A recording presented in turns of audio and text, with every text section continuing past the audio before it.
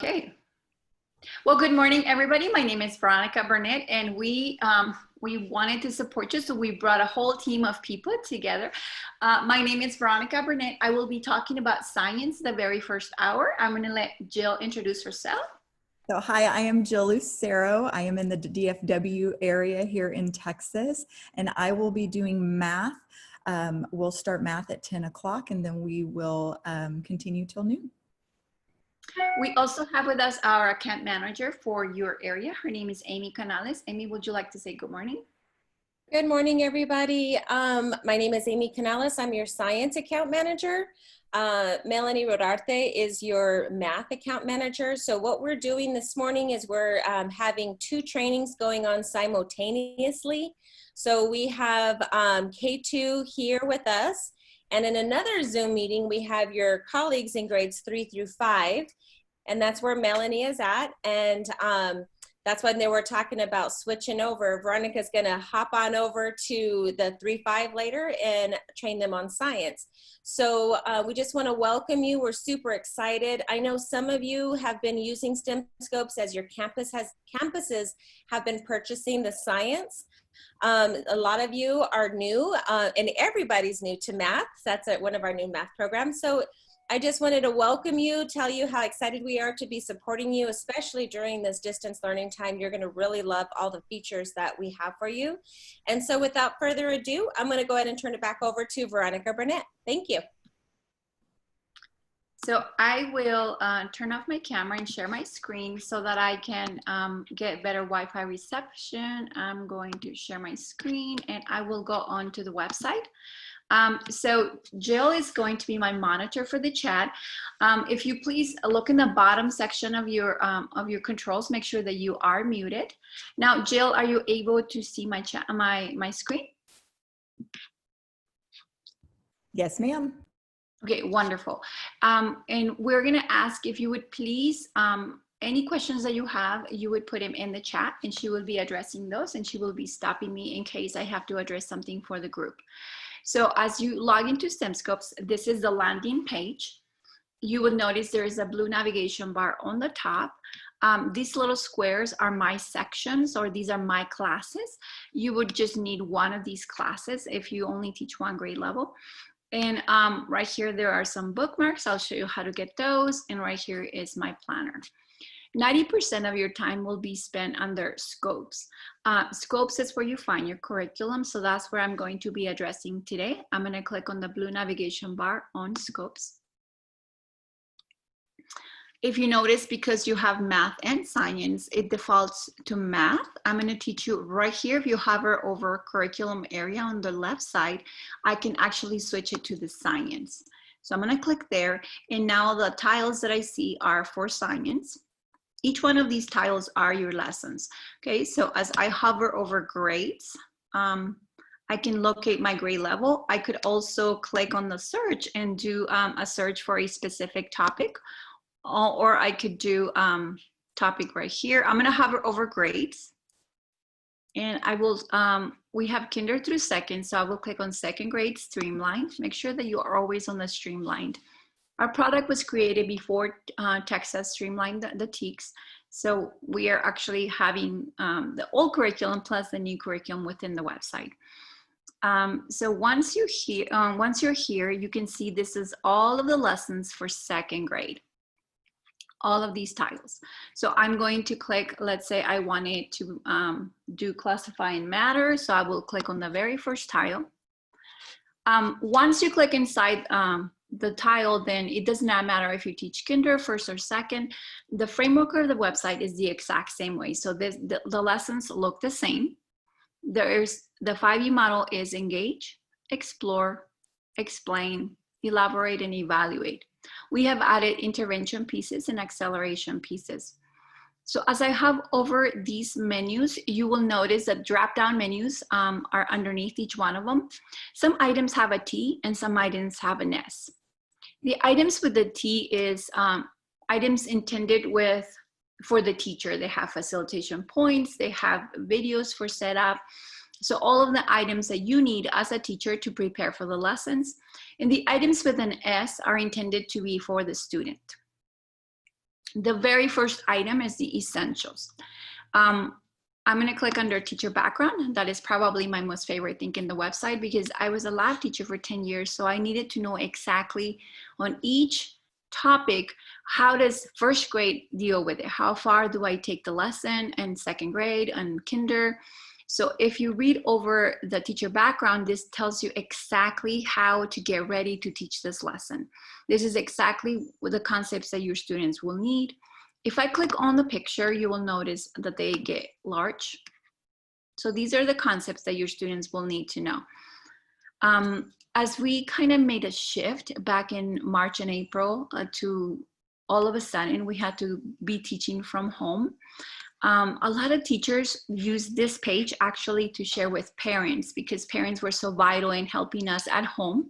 So if you wanted to do that, we have this menu right here in every page. So let me just show you. So let's say you wanted to share this information with the parents that are going to be helping you from home. You can hover over the print button. As you click on print, you can actually, right here, normally it'll probably default to the name of your printer, but if you click on the little drop-down menu, you can either save this as a PDF or save it to your Google Drive. If you save it to the Google Drive, it would be an editable document and maybe you can send chunks of the content or you can save it as a PDF. I'm actually going to cancel this, but a lot of teachers found helpful to send this item home to the parents. Since I'm here, let me show you all of this menu. This menu works for every page for you as a teacher, and it also works on your students' devices if they log in. The capital A makes everything bigger. The little a makes everything smaller. This bubble is a text-to-speech, which allows you to have the items read to your students. Explanation. Students had previous experience. This little book is a dictionary, and maybe not every word will be defined, but you hover over a word, and I'm going to click on more. So there's some definitions here with examples, and then if you click on the little arrow, it'll read it to your students. This little brush is a highlighter. So as I hover over material, let's say I wanted to highlight physical properties, I go here and I click on the color, and I can highlight items. This little note allows you to create actually a note. So I'm going to click there. So let's say you were going to send this home to your parents. You can say, parents, you know, I appreciate your help, blah, blah, blah. This is the content for the next couple of weeks.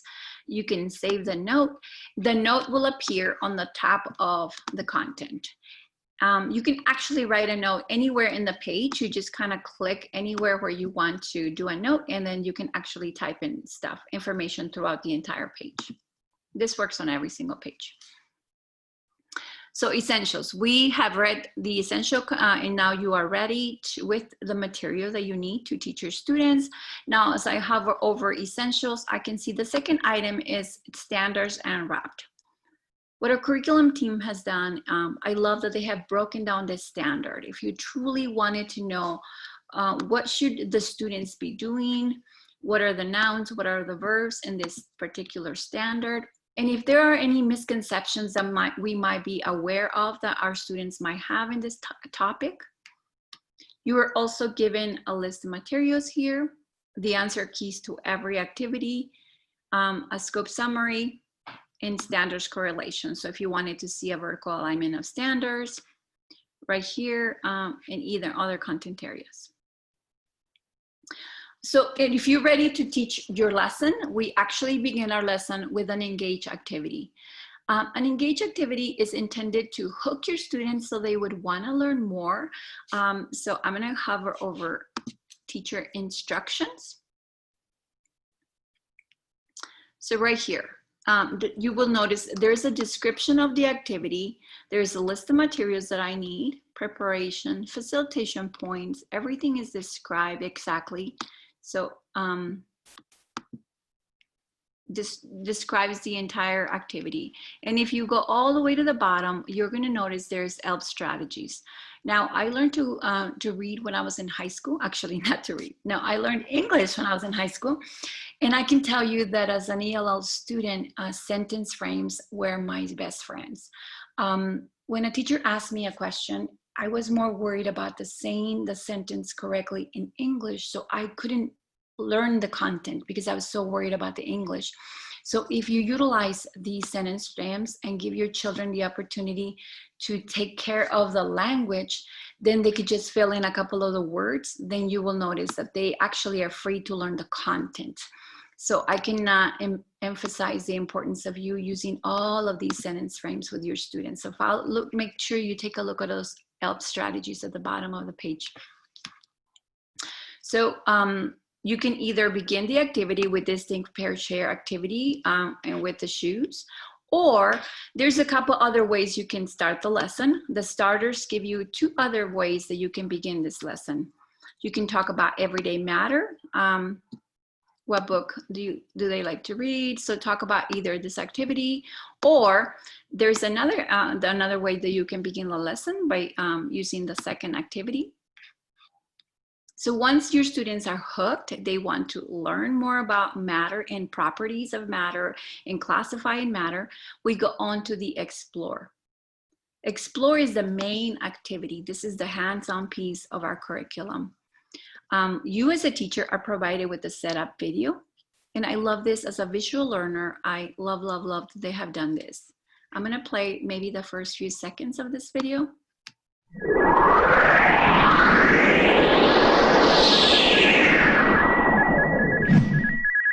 2.5a Classifying Matter.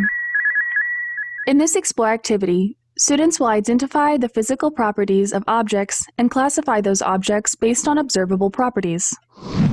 Each group or pair will need 1 gummy worm, a frozen gummy worm, frozen. So I'm gonna pause the video right there, and I'm gonna tell you that as we moved on to distance learning, our curriculum team has worked very hard to try to accommodate what we need. All of these activities are actually being worked on so that they are more friendly and to be used with your students at home. But anyways, normally if you were face-to-face, this is the activity that you would be doing. I'm gonna click on that teacher guide. The teacher guide would actually provide all of the necessary material that you would need. It gives you a description of what the activity that we were watching from the video. It gives you the materials that you would need: gummy worms, frozen gummy worms, melted ice pop, a thermometer. So all of these materials are listed right here. Any printed materials that you would need to do this activity with your students are listed on the right side. So right here, student guide gives instructions to the student, and the student journal is where they write. If you notice, they're actually available in English and in Spanish. And there's also a journal key for you as a teacher. You always get the answers.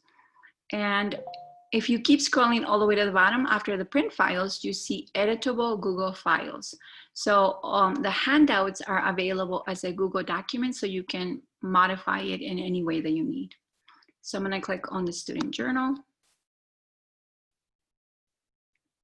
So this is what it looks like. Your students would be identifying physical characteristics, looking at size, color, texture, flexibility, temperature. Now, this is intended to be at home, but what I would do if I had to all of a sudden, do this activity from home, I would probably show pictures on the screen and still have my students go through the properties. Maybe we cannot touch the item or smell it, but you can still describe physical properties. You can still classify. That's how I would quickly modify this activity. STEMcoach in Action, it's embedded professional development. So if you needed help on establishing cooperative learning, you can click here and it'll take you to professional development within our website. And everything, the procedure, facilitation points, everything is written right here. And you are even given, the questions to ask your students. Now, the activities are normally divided in parts. If you notice right here, there is part 1, identifying physical characteristics, and part 2. You can actually do part 1 on the first day and part 2 on the second day. Veronica, Underneath, you notice all of the red. The red are the intended student answers. So we even provide all of the answer keys for you as a teacher. This is part 1, this is part 2. And on the bottom, once again, you see the ELP strategies. So Veronica, we're having several questions in the chat. It looks like we've got several bilingual teachers that are included in this training. And so they would like to know exactly what supports are available in Spanish. I think Amy and I have talked a lot about how the student-facing materials are mostly translated in Spanish. So if you'll just go in more detail for these teachers. Yes, so basically the student guide and the student journal, which would be the pieces for the students, are in Spanish. I'm gonna actually, on the print files, if I click under the Spanish side, you will notice all of the handouts. This is the instructions for the students. And if I hover over the journal, you can see basically everything is translated to the Spanish. And on the bottom, you will notice those, the ELP strategies right here. Now, the activity is intended to be read by the teacher, so this is in English, but everything that the student would need is right here translated to Spanish. Now, I'm gonna hover over the S on the bottom of the Explore activity, and this is the student material. So if you wanted to assign this so children can complete this on device at home, online. So as I look over to the right side, you can see I can assign to my students on the green button, and I can actually assign it in Spanish. So let me just clarify this. So if I wanted to assign this page to my students in English, the page is in English, so I would click Assign to Students. Now, if I wanted to assign it in Spanish, I click on the gray button first. I make the page Spanish. Look, now the page is translated to Spanish. Identificar características. So now I can assign it in Spanish. Now, in order to assign any documents to your students, you must first create a class. And at the end of this session, I will teach you how to create a class and how to assign items. So the main piece of our curriculum is the hands-on piece, so or even the experience, right? So once your students have experienced the curriculum, you now want to anchor it with the reading piece, the literacy piece, the writing, the vocabulary. So I'm hovering over Explain, and I'm going to find the page of the book. Where is the content for my students? It is called STEMScopedia. So I'm going to click there. So this would be the information that your students need to know. This is the tested content.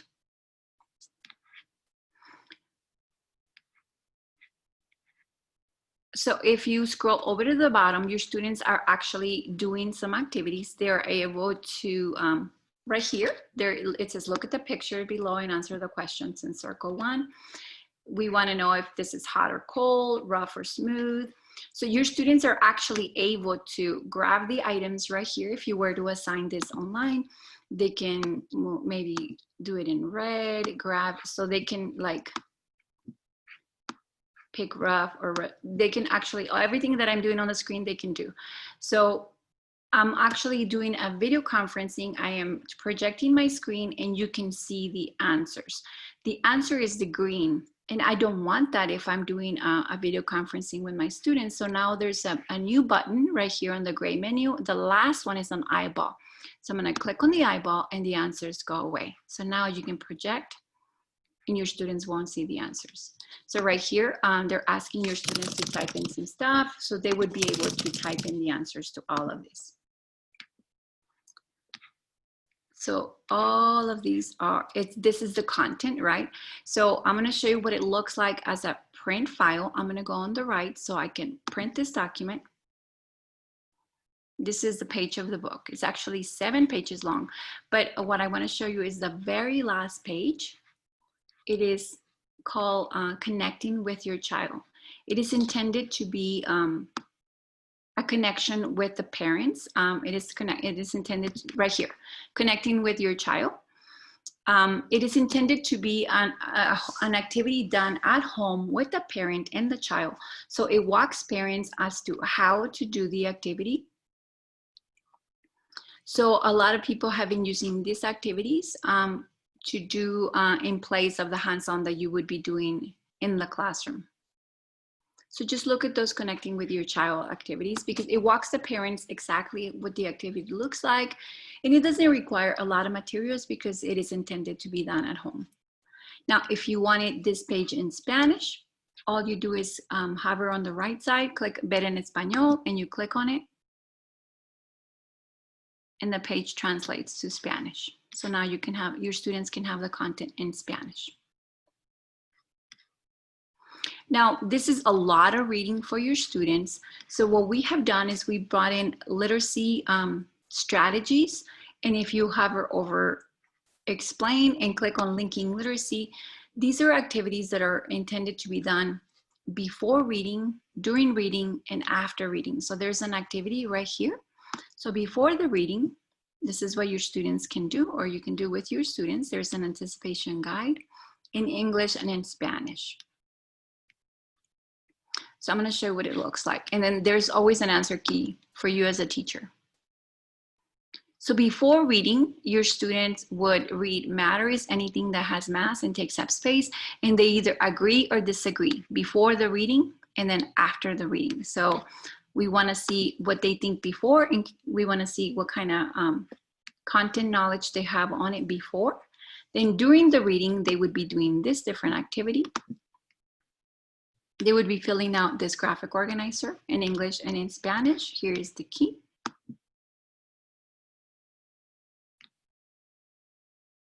They are describing, I guess, doing the definitions for the words and drawing a picture of them. And after they do the reading, there's another activity that they can do. There is a cut and paste in English and in Spanish. So they're sorting the cards, deciding hot and cold.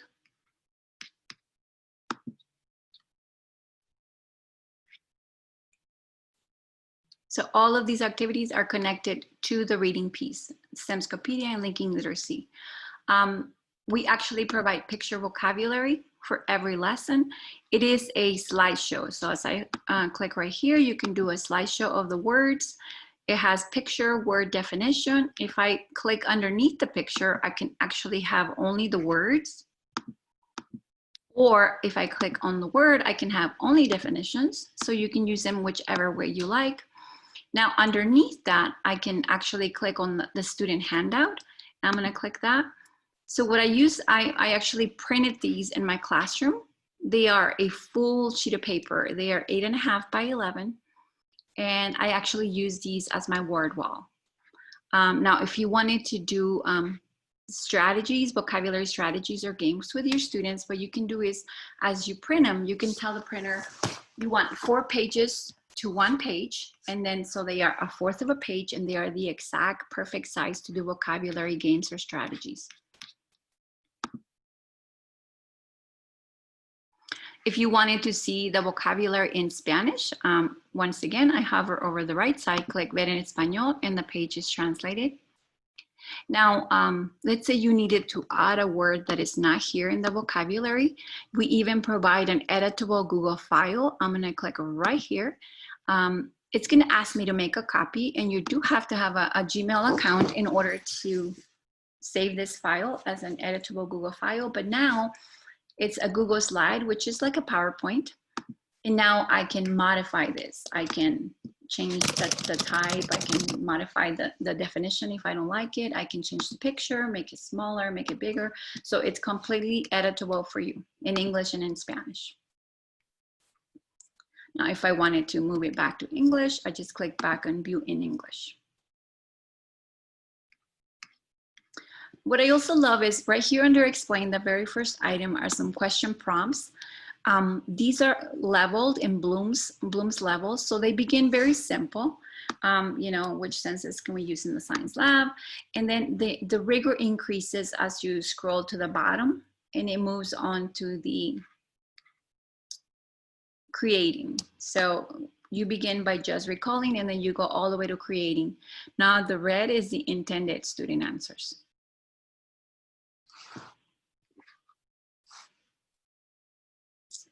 Right here, there's an activity called Communicate Science. Once again, because I am an ELL student myself, I love these. The Communicate Science activities help your students learn to communicate by addressing one of the 4 C's. They either ask them to create a speech, or they are doing something creative, or they are collaborating with one another. They're using critical thinking skills. So like in this case, they are creating a persuasive speech. So if you could only, if you could be only one state of matter, what would it be? So right here, it would be the question. And then they give you procedure, facilitation points on how to create a little speech. All of our videos are being updated. They started updating these a couple of weeks ago. So if you don't see a video, just know it's coming, but they say new because we have a new partnership, nationwide partnership with the BBC Learning. The videos are fantastic. So I'm gonna play just a little bit.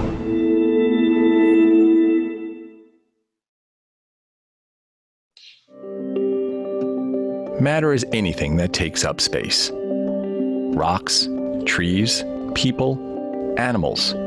Everything that takes up space is made of matter. Now, of course, we know that in STEMScopes, if you have a video, this is not for entertainment. There's always an activity linked to those videos. So the activity is found below. Your students would be adding answers right here. And see, once again, I'm projecting and you see the answers. So I'm gonna click on the eyeball so the answers go away. So as the students watch the video, there's all of these questions that they will be answering as they watch the video. Veronica? Yes. We have a lot of questions about the videos being available in Spanish, so I addressed it in the chat, but it looks, so just so that way you all know, we don't own these videos. We have an exclusive partnership with the BBC. So we are working on doing the captions. And so right now, I think it's only in English. Is that right, Veronica, the closed caption? Yes. So what we're working on is adding our own closed caption for Spanish. So we're working on that piece. So only the BBC videos are going to be in English. And so Veronica, while I have your attention, after you do the 5 E's, if you can show them where to go for their visual glossary, and that's where the students can see a Spanish video on that particular vocabulary. Okay? Yes. Thank you. Science Rock is one of our students' favorite things to do. So we've taken the content and created a video. I would always tell my students, hey, it is time for karaoke. We are going to be reading words on our screen and we're going to be dancing to this. So I'm gonna play a little bit of this.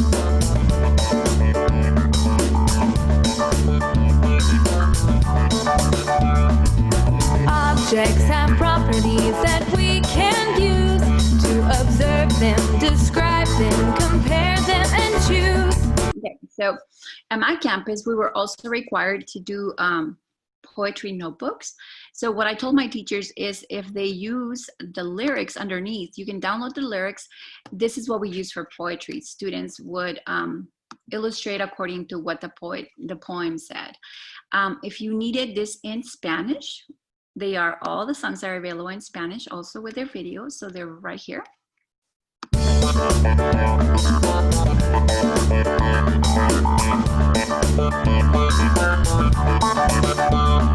Los objetos se pueden clasificar, tienen propiedades que todos podemos observar. All right, so I just wanted to show you they're available in English and Spanish, so you change it right here. And the last thing I want to show you, so what we want to do for our students is we want to give them experiences with the content, basically. So in this challenging time, something that you could use instead of the hands-on piece, let's say you were not able to do the hands-on piece because you didn't have the materials, you could do something like Escopedia. Let me show you what these are. These are some activities that your students can do at home, and this could be assigned to your students. As long as you see the green button, you can assign this and they can do this in their own devices. So right here, they would be classifying matter. If the child needs this red, you can just teach them that right here. What is the difference between snow and water? Think about holding a... So it would read it. So they would go through the activity, and like right here, they will see the snow is melting. And then at the end, I love that there's a lot of activities. So like right here, they will drag and drop. So I need the items that are red, the items that are blue. So these are wonderful activities that will still allow your students to have some experience with the content, even at home. And I think I've covered all of the items on Explain. So I just want to show you that if you've covered the Engage activity, the Explore, which is the hands-on piece, and all of these Explain activities, at this point, you've covered the content. You've done the main meat and potatoes that your children need to know. But we offer a lot of additional activities under Elaborate. I just didn't want to scare you. So when if I open this, you are not supposed to do all of these items. We understand that these are challenging times and you might not have as much time this year. I just want to show you what is available to you as a support, and there's a lot of teacher choice in our program. But the main three pieces would be the Engage, the Explore activity, and the Explain. If you have covered those, you've covered the content. The Elaborate is intended to extend the learning and see if your students can take what you have just taught them and extend it to, connect it to the real world, connect it to different content areas. So what I'm showing you next is just, once again, teacher choice. So like, for instance, the extensions. The extensions give you additional hands-on activities that you could do with your students that would deal with the content. But there are different choices. So you can take a field trip to a recycling center. You can create a flip book. You can, do a story, changing texture challenge. If students bring plastic balls, okay, so all of these are additional activities and they're not as elaborate, but they are options. Now, if you are kinder and first grade, you will see there is one reading science, and starting in second grade, there's 3 pieces for reading science. I'm gonna click in there. The reason there is 3 is because they are in Lexile level right here, right under the title, you see the Lexile level. If you're a second grade teacher, reading B is on grade level, reading A is below grade level, and reading C is above grade level. I think for first grade and kinder, there was only one of these. So this is a reading piece with numbered paragraphs, and underneath that you will notice there are comprehension questions. These are multiple choice. Anything that is multiple choice in the website, if you assign to your students, it would be automatically graded by the computer. These are also available in Spanish. So the way I get that is I click on Red en Español and the page turns to Spanish. Nuestras cosas favoritas right here. So there's 3 because they are leveled, and the same thing for math. In third and second grade, we begin with 3 of them. The levels deal with how much scaffolds, how much support does the child get as they are answering. B is on grade level. A gets a little bit more support, is below grade level, and C is above grade level. So right here, it'll tell you what math standard is being addressed in this specific activity. And so children ask questions on math. This is available in Spanish too. By clicking Ver en Español, you can download the print file or you can assign this to your students. Now, engineering connections, I actually love these, but these are very, very elaborate activities. I actually had an engineering club after school, and these are the activities that we used. This is a little bit elaborate. We used the engineering design challenge and the engineering design process. It is described in here. This is an additional activity that you can do with your students if you had the time. Books and topic, we're just providing in case you needed to build your school library. Sometimes the librarians tell you, hey, we have extra money at the end of the year. What kind of books would you want?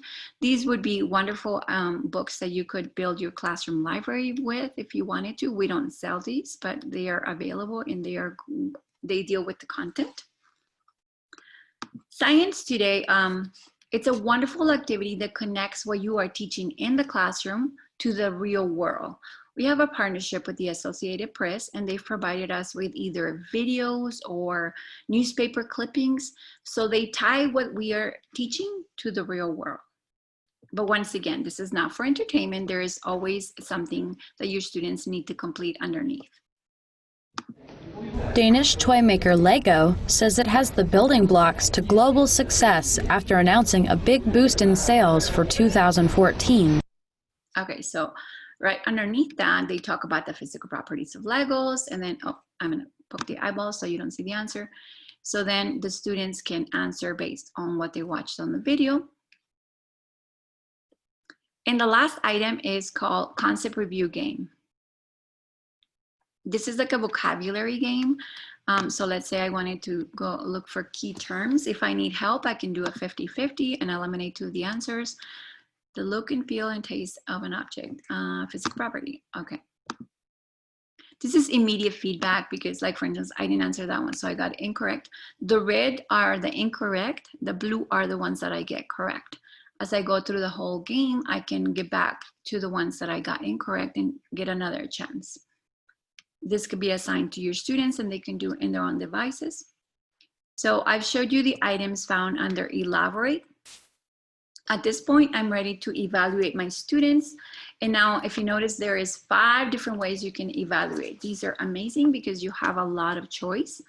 The post-assessment is the most common one. You would have, it's basically multiple choice. Your students are given multiple choice assessment.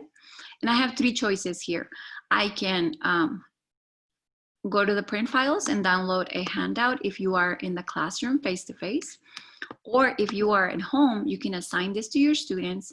Or if you need, if you have the need to maybe differentiate for your students, I have the option to download an editable Google file, and then I can now make modifications to the assessment, remove one of the answers, you know, modify for my students in case I needed to do that. So this is, once again, it's like a PowerPoint, it's a Google slide.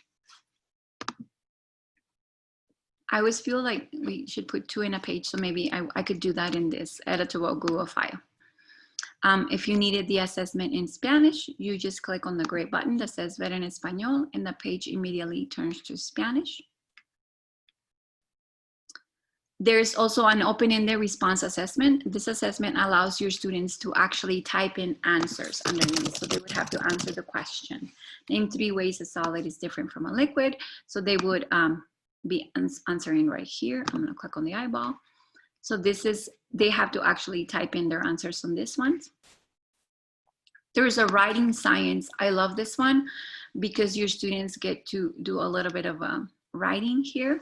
They are given a little picture or a scenario or a graph, and they think about what's happening, and then they write what types of matter are required to make bubbles. So they would have to answer underneath. If you print the handout, it's like the 4th grade writing assessment.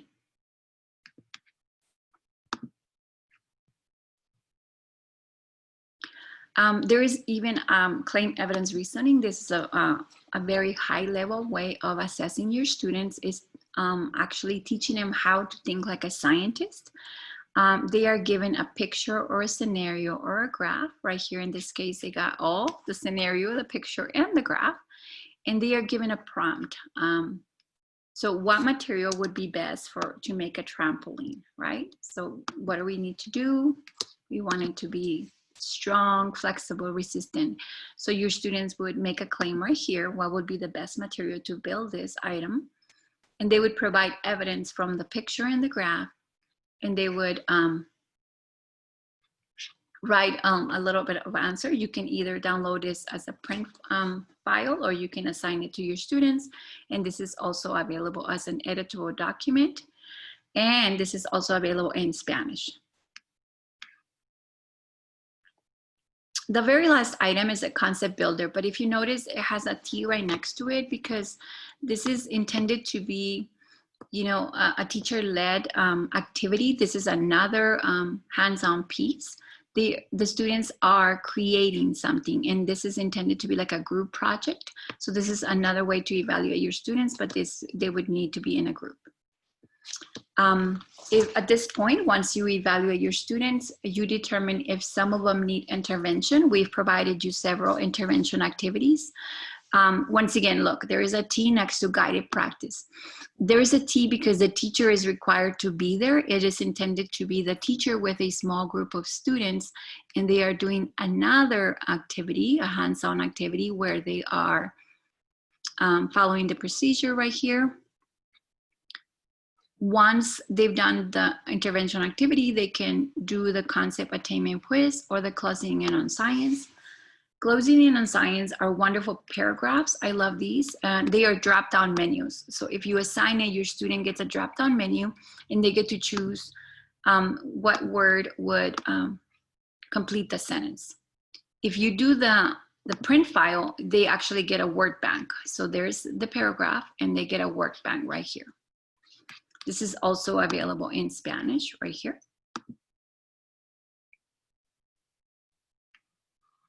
So I love these because your students get practice on doing these drop-down menus, and a lot of the assessments now come this way. The concept attainment quiz is like a vocabulary quiz. It will give them vocabulary definitions, and then they get to choose the word. I actually use this with all of my students, not just with the children that needed intervention. And it is available in English and Spanish, and it could be assigned to your students. The very last item is acceleration, and this is intended for those students that finish everything super fast and you need to give them an additional activity. You have science art. Now, during this time of transition, a lot of teachers were using this science art activity in place of the hands-on. Just look at these activities. It might work for the hands-on piece because it normally does not require a lot of activity, but it is a hands-on piece. So like right here, they are creating an I Spy game and they are looking for physical properties. I spy something. So just look at these. These might work as a hands-on piece for your content. I also love that you are provided project-based learning. These are wonderful activities that your students create some kind of project. This is a little much more elaborate, so you probably would need to be back in the classroom to be doing these activities, but they are available in English and in Spanish. These are the answers. It is really elaborate to do these. One time my principal decided that we were going to be a PVL campus and we had to do one of these every month. People were panicking, but I said, no, don't worry. There's a lot to choose right here. What? You got some blue stuff. If I can ask everybody to mute themselves, please. The last item is science applied. So right here, your students are giving a little project to apply what they've learned. So I know that was fast and furious. I've gone through all of the menus. So I'm gonna pause at this point. Oh, before I leave, I'm just gonna call your attention to the bookmark. I'm gonna click right there. And so if you bookmark the activity, since you're going to be using it, this is intended to last maybe a week or 2 weeks. So I'm going to be using this every day for a couple of weeks. So I want to bookmark it. So the next time I log in onto the website, it's right here. I was in second grade classifying matters. So I click there and it takes me directly to that. So it saves you a couple of clicks. I'm going to pause at this point to see, Jill, do we have any questions that I can answer at this point? I think we're good right now, but I have a feeling if we have any questions, they'll start showing up in the chat. Just because there was a lot of questions on ELP strategies, I want to show you, I'm going to click under scopes. And I'm actually on the left side under teacher toolbox. I'm going to click there. You have a toolbox for elementary. I'm going to click inside of that. And I just wanted to show you that right here, there's a lot of activities that can help you with your ELPs. So there's interventions, and probably during this time, we're gonna need a lot of interventions of social emotional development. So I'm gonna click there so you can see what's available. If your students are off task, these are some suggestions of activities that you can do. If your students are I don't know, overstimulated. So these are some items that can help you. Maybe your students seem upset or stressed. These are some suggestions that you can do. Maybe your students seem a little, maybe, I don't know, they're unable to express emotion. You can do some of these activities. They are being inappropriate in a social setting. So all of these, if they're not listening to directions or to students, I just wanted to show you there is a lot of support within the website. Depending on their need, if you are having to maybe fill out paperwork for a child to be tested, you can say, you know what, I've tried all of these different items, and they give you ideas on what to try right here. If the child is having difficulty classifying objects, what can you do? So these are some suggestions. They are not able to compare and contrast objects. So all of these are giving you ideas as to how to give intervention to your students. On the literacy piece, probably, so there's a list of vocabulary right here, and these vocabulary cards are like a Freyer model. They are blank for you, but I wanted to show you Linking Literacy Toolbox. So as you work with STEMScopedia, I showed you that there is activities for before reading, during reading, and after reading. So all of those graphic organizers are actually found in this one place, right here. All of them are blank. You can use these with any content area, with any lesson. I'm actually gonna show you my favorite. So like, my favorite is this one, Claims and Evidence. I think that this is a skill that every child needs. They need to be able to make claims and provide evidence. Two important things. If I click on the picture, it's going to be a PDF and I cannot write on that.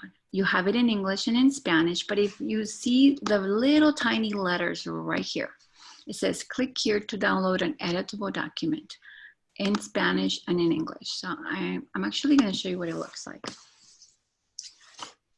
So the way I use this in my classroom is I actually would take my standard or my TEAC, and I would find some evidence throughout. So I actually made a poster of this in my classroom, and I would rewrite my standard right here as a claim. So let's say I'm teaching my students that light travels in a straight line. So I would put that as my claim up here. Light travels in a straight line until it strikes an object, and it can either refract or reflect. So then every time we did an activity, I would tell my students, as you do the hands-on piece, can you find me some evidence that light travels in a straight line? So then whenever we found evidence, we would add it to the box, and maybe they would be reading something. I would say, as you read this paragraph, you know, find me evidence that light travels in a straight line. So they would say paragraph 3 says blah, blah, blah. So we would add evidence. So throughout the week, we would be adding evidence. And by the end of the week, it was ingrained in their brain that, you know, light travels in a straight line or whatever my content was. So I loved using that, but there is lots more that you can use right here, English and Spanish.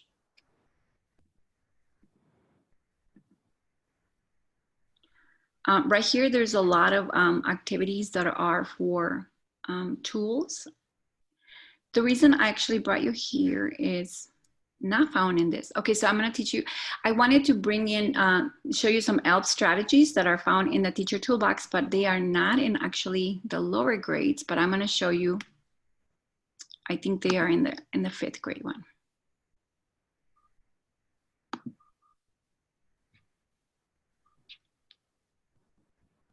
Veronica, those are found in secondary because we have much more Spanish components in the K-5 section. So in middle school. Oh, okay. So I'm trying to find them. I was like, why are they not here? Okay. And that's very good. Thank you, Amy. Right. And that's because the state requires them to have more English. And so that's why you couldn't find it in the elementary. But okay, thank you. You're welcome. That visual glossary, that's what I was alluding to in the chat where there's some Spanish videos there with vocabulary. So I'm in the website under Scopes. I'm going to click under Visual Glossary.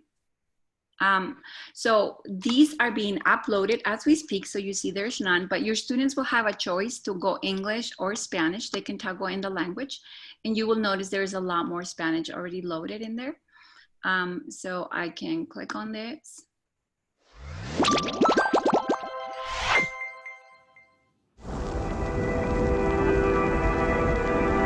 El Saturn V es el cohete más potente jamás. So your students will have a choice to toggle. This page is available under the student side also. So they can toggle in English or Spanish. So they will see some videos here. But those are being loaded as we speak. So I want to show you one last thing. I'm going to click under Scopes. And right here under STEM Coach in Action, you actually have a lot of support for this time. You might be needing to create an environment in a very different way. So right here, I'm going to click on the blue one. And the very first item says creating a positive classroom environment. So I want to show you this because you might need these resources found here. Because from home is a different environment. So there is a lot of different ways that you can create a positive classroom environment. So if you're going to be doing video conferencing, just look at all of these resources. I would probably start each video conferencing with a question. So I wanted to show you right here, there's check-in questions. So maybe just use some of these, what is your favorite game? How many people in your home? So every day, I would start with a question. So maybe look at all of these questions that are already provided here as an example to create your classroom culture. Look at all of these. Just click on all of these. These ones allow, what is your dream job? What clothing you cannot live without? All of these are giving you ideas as to how you can create a positive classroom culture. Look at all of these resources. Because I know that you are going to a very challenging time right now where we are in this pandemic. You have to teach in a different way. So we just wanted to support you. And I'm going to stop at this point to see if there is any other questions that I can answer at this point. Veronica, there was some questions that were sent to me regarding the student side. So just to let you all know, since we are doing this combo math and science training, and there's two going on concurrently, Jill is going to continue the training where she's going to show you the math navigation, just like Veronica showed you the science navigation.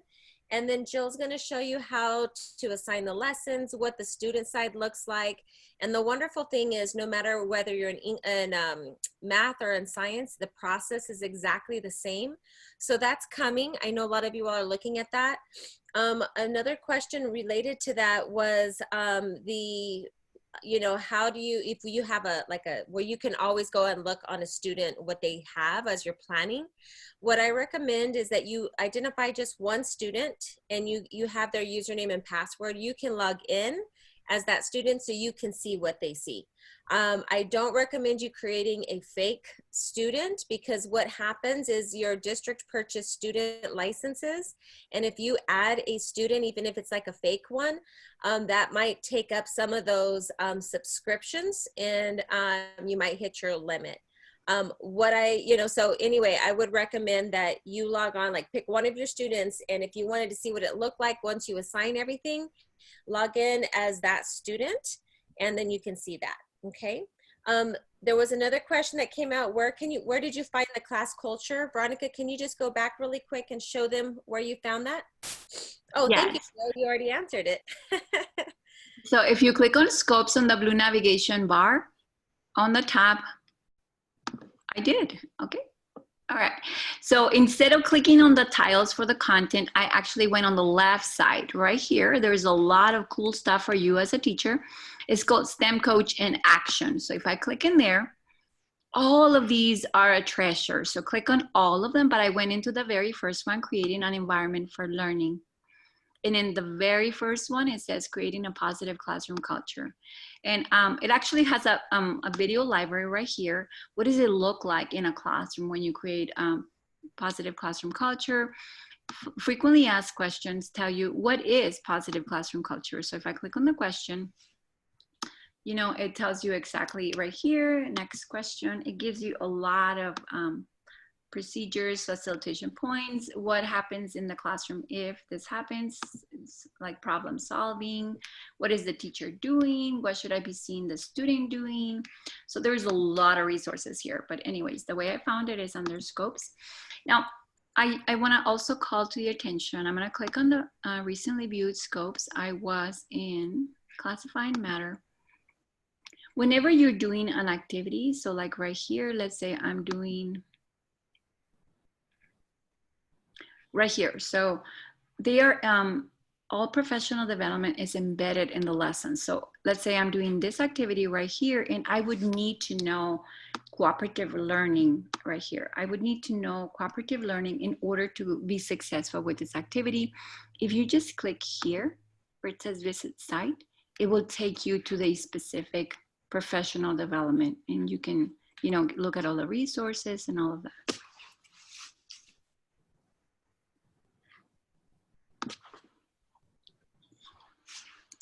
So I want to be respectful of your time. We have about 3 minutes. One last question, maybe. Veronica, you've taught me some things. Wonderful. This is good. One last thing. Oh, look at me. I always say one last thing. In case you forget everything I say when I leave, there's a help button right here. This could be your best friend. On the blue navigation bar on the top under help, you click there. There is a little video for everything that I said today, and it is a little bit more slower. So let's say, I don't know if you wanted to create a class or something. There's a video here, and it's about 4 minutes long. It's not very long. And underneath that, there is a PDF with step-by-step instructions. So if we don't get to something that you are wondering about, the question might be answered right here on the help button.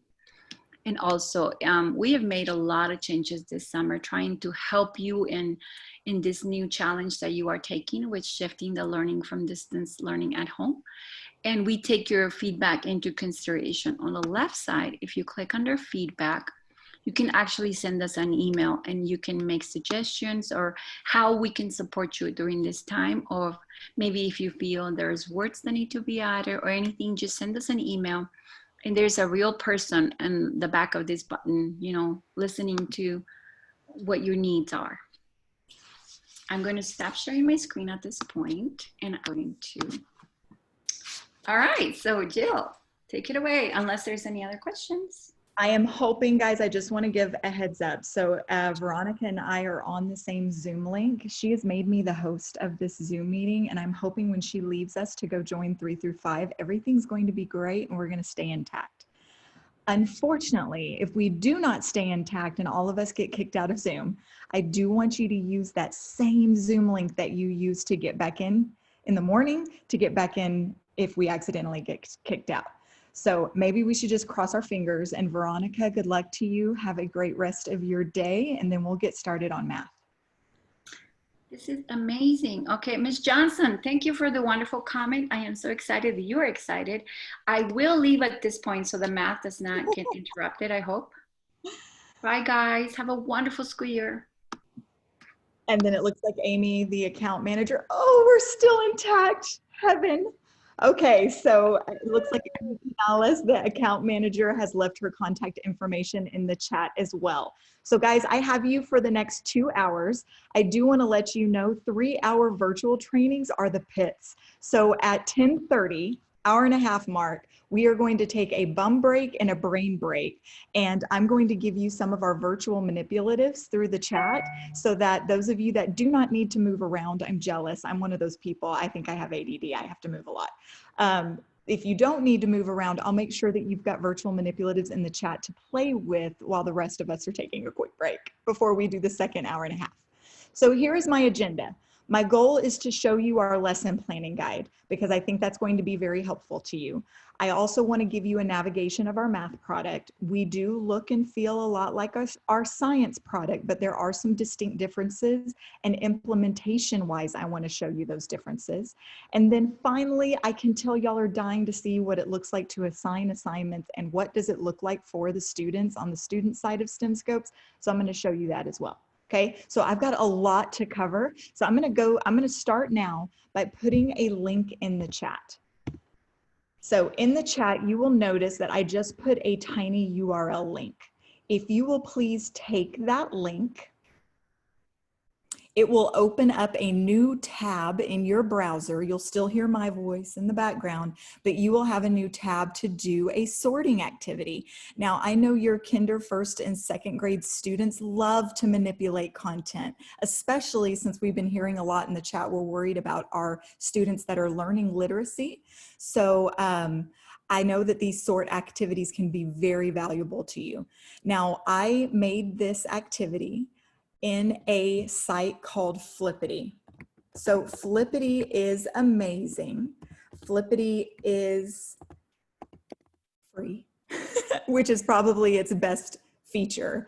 There are lots of different activities you can do with your young learners. My favorite is the manipulatives or sorting activity because I think that's going to be easiest for your students and their young fingers. But here's what I want you to do.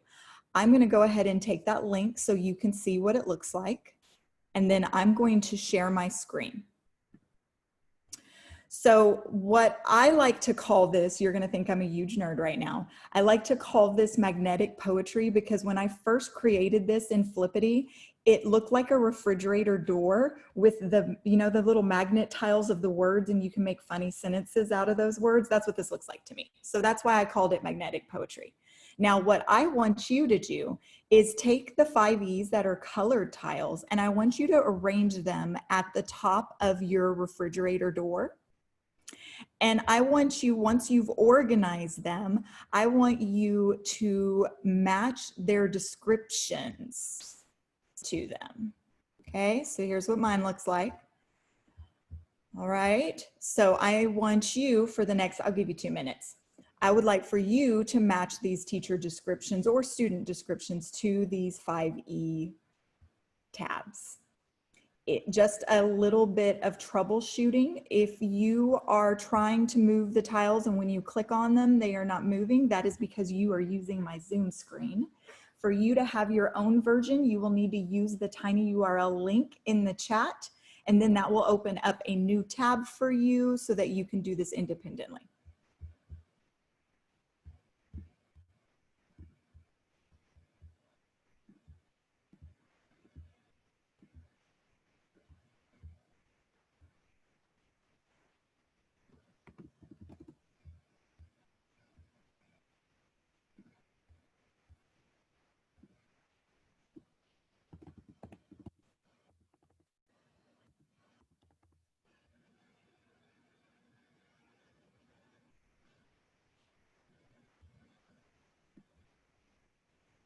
I'll give about 1 more minute and then let's talk about what we came up with.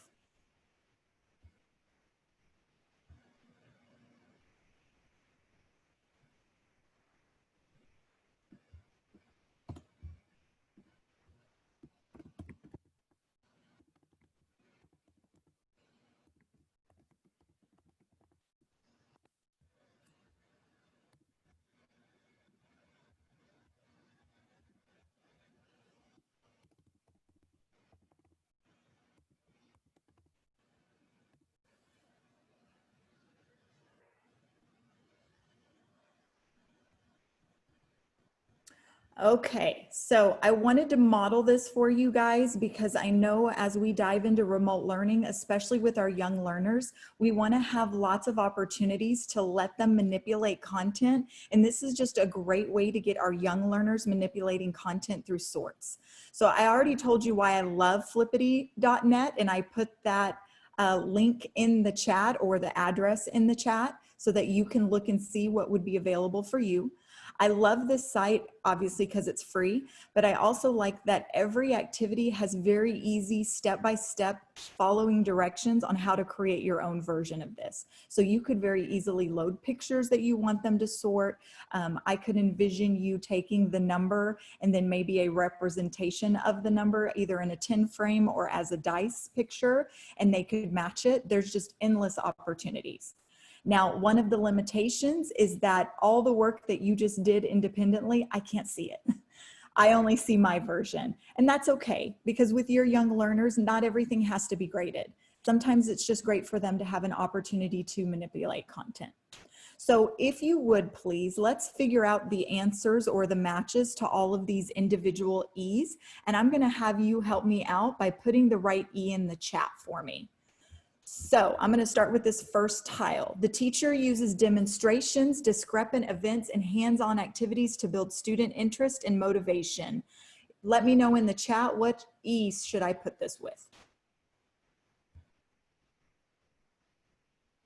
Look at them go. Engage. Love it. Okay. All right. My next one. Students apply or extend concepts and skills to new situations and other content areas. What E should I put that with? Got it. F-Rod's got trigger fingers. All right. All right. Let's look at the next one. The teacher provides definitions, explanations, and label diagrams, models. Where's that going to be? Laura, fast. All right, we'll do this last one and then obviously we'll know the next one. The teacher provides time for students to work through problems and tasks and redirects students with probing questions as needed. Yeah, y'all were already giving that to me before I was even done. And then we know that this last one, sorry, I got to move my chat out of the way. This last one is going to be assessment. So guys, I want to ask you, as we have all of these E's lined up and we have the teacher or student description listed underneath, I want to know, what do you notice? So let me know in the chat, what do you notice about what you're seeing in front of you?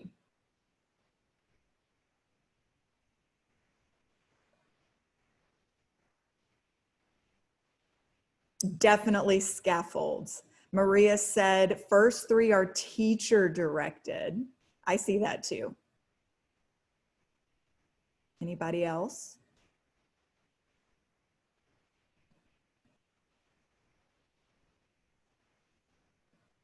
I see the gradual release, and I think that's a lot like what Maria and Olivia are saying.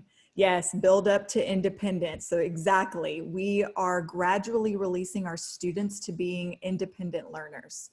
So one thing that I like to say here in STEMScopes Math, yes, the 5E model is our jam, but I do want you to know here in math, the 5E model is going to look a little different, because for us, the 5E model is going to be secondary to the instructional frameworks we already use in mathematics. So for example, the workshop model or guided math, okay?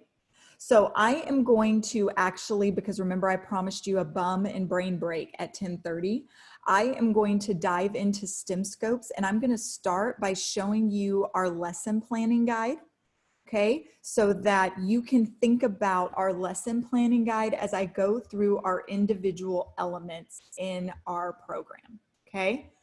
Definitely the best way to communicate with me is going to be through the chat. So I don't have Amy or Veronica to answer questions for me. So I will be looking over quite frequently to answer questions as they come up, or give me feedback if I'm going too fast or if I'm not talking loud enough, what ifs, okay? All right, so I am right now, I just want to show you, I am on the landing page, or what we call the home tab in the blue navigation bar. Guys, the blue navigation bar is there for both math and science, okay? I call this the landing page because this is where I land when I enter in my username and password for STEMScopes. Now, today for math, we are going to be living in the Scopes tab, because here at STEMScopes, we refer to lessons as scopes. So your curriculum is going to be housed underneath that Scopes tab. Okay, now right now I am seeing everything math K through 5 and science K through high school. And I ain't got time for that. That's too much pagination for me. So I'm going to teach you guys how to make a filter so that you can filter for your specific grade level, and it'll be very easy for you to utilize these pieces in math and in science. So to do that, I'm going to toggle over here on the left-hand side of the screen, and I'm going to toggle curriculum area to math. You'll notice this is called the scope index, where all the scopes are located. You'll notice above my scope index, I got a tab for math. So that now tells me I'm seeing everything K through 5 math.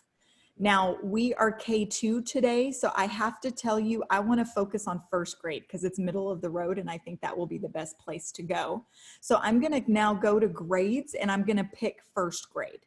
You'll notice I now have my content and my grade level up at the top. And so now my scope index is only showing me things for first grade math. And that is exactly how I want it to be. If you notice, once I got these two tabs above my scope index, this blue Save Filter button became live. Now that it's live, I can press it and it will let me name this filter. Now I like to keep it simple, so I'm just gonna call it First Math and click Save. Just a heads up, you can do this same process to create a science filter. You would just start with science and then you would go to grades, okay? Now, the next time I click the Scopes tab, I don't have to mess with all that jumbly jupe that I just did. Now, all I have to do is go above this Unlive Save Filter button and it will give me all of the filters that I've created and I can very easily go to my grade level, okay? So that's just a pro tip right there. All right, to get access to our lesson planning guide, you are going to have to go to the teacher toolbox. So remember, Veronica just showed us earlier, underneath this filtering system on the left-hand side, you've got lots of tabs available. I'm gonna go to the Use Teacher Toolbox, and then this is what the math toolbox looks like. It's a illustration, not a picture of a toolbox. All right, there's a lot here that I could share with you, and Veronica shared quite a few things that are in the science toolbox. We ain't got time for this today. I am just going to show you what is in the Essentials tab, okay? And specifically underneath the Essentials tab, the lesson planning guide, okay? Now we have several versions of the lesson planning guide. You're gonna notice on the left-hand side, these are PDFs. Don't mess with these. You can't edit them. Over here on the right-hand side, we have editable Google files. This is where you want to be because these can be edited to your needs and your teacher team needs, okay? I want you to notice we have several versions, and here's why. Our components in Kinder and First are the same. Our components in 3 through 5 are the same. Second grade, you guys are Switzerland. You have a little bit of both worlds. You've got a couple of the Kinder First components, plus you have the 3 through 5 components, okay? Now, I want you to notice for each cluster, there's also 2 different versions. And here's the rule of thumb. If I have 3 or less explores in my scope, then that's going to be 1 week or 5 days worth of instruction. If I have more than 3 explores in my scope, then that's going to be 2 weeks or 10 days worth of instruction, okay? I'm gonna dive into this second grade 1 week version, and you'll notice it's forcing me to make a copy. That's a good thing, because then now you can do whatever you want to this document because it is now yours and it no longer belongs to STEMScopes Math. I'm gonna zoom in so that you can see the individual pieces really easily, okay? Now, you'll notice on this 1 week second grade lesson plan, there are 2 versions. There is a whole group version, okay? And this is based on a 90-minute math period, okay? This whole group version is what I envision, and I hate to say this, but I think we're gonna see it a lot this year, is when our students have significant learning gaps from the prior grade level, and I have to teach whole group a reteach situation, okay? So that is what this whole group is for. I want you to notice all of the elements that are available in our math product are listed here just by title. This is not going to be specific to each standard. This is just generic, all of the things we have available, okay? Now, underneath the whole group, I have the small group plan, which I think is more like what you usually use in your math classroom. So again, this is based on the 90-minute class period, but this to me looks more like math workshop or guided math because I have my whole group opening or mini lesson. Then I have this chunk that is the work period in the middle. And then finally I have my closure or where I do assessments at the end of the day, okay? Now, one thing to think about here, guys, this is not a bingo blackout board. There is no way that you can do all the things that are available in STEMScopes Math, Okay, so I need you to hear that now. There's no way you can do all of it. So please pick the things that are your favorites and the things that are going to meet the needs of your students. And then the stuff that's left over, possibly use it for math night or open house night, or you could use it as a review at the end of the year when you want to prepare them for the next grade level. Okay, but when you've got 5 days or possibly 10 days, there's no way you can do all the things. Okay, so with that being said, I also want you to look at this through the lens of remote learning. Okay, because I live here in DFW, I'm in Grapevine, Colleyville area, and my daughter is going to start the year, the first 3 weeks are remote. Okay, so I want to change some of these names here that usually we coincide with the workshop model. So this is my whole group time, small group, this is stations. I want to change these names to match what we're using for remote learning. So I'm going to go here to whole group and I'm going to change this to attendance/community building. So I know that TEA has required, even in a remote situation, you are required to take attendance of the students that show up to your lessons. And my best advice when you are doing that whole group community building or attendance taking time, this is the area I would look at for activities, okay? So for example, we have a really cool activity called Daily Numeracy. Guys, it's math talks, and it can be done so easily with your whole group through Zoom, even with your young learners, okay? You also were shown all of those things in the STEM Coach in Action from Veronica. Those things could be in this area as well, okay? Remember, this is not intended to be more than 20 minutes. So this is just really quick. Another thing that's under here is you could allow students to share what they learned the day before, okay? And it's just as simple as that. All right, I'm gonna change for remote learning, small group instruction. I'm now gonna call this synchronous.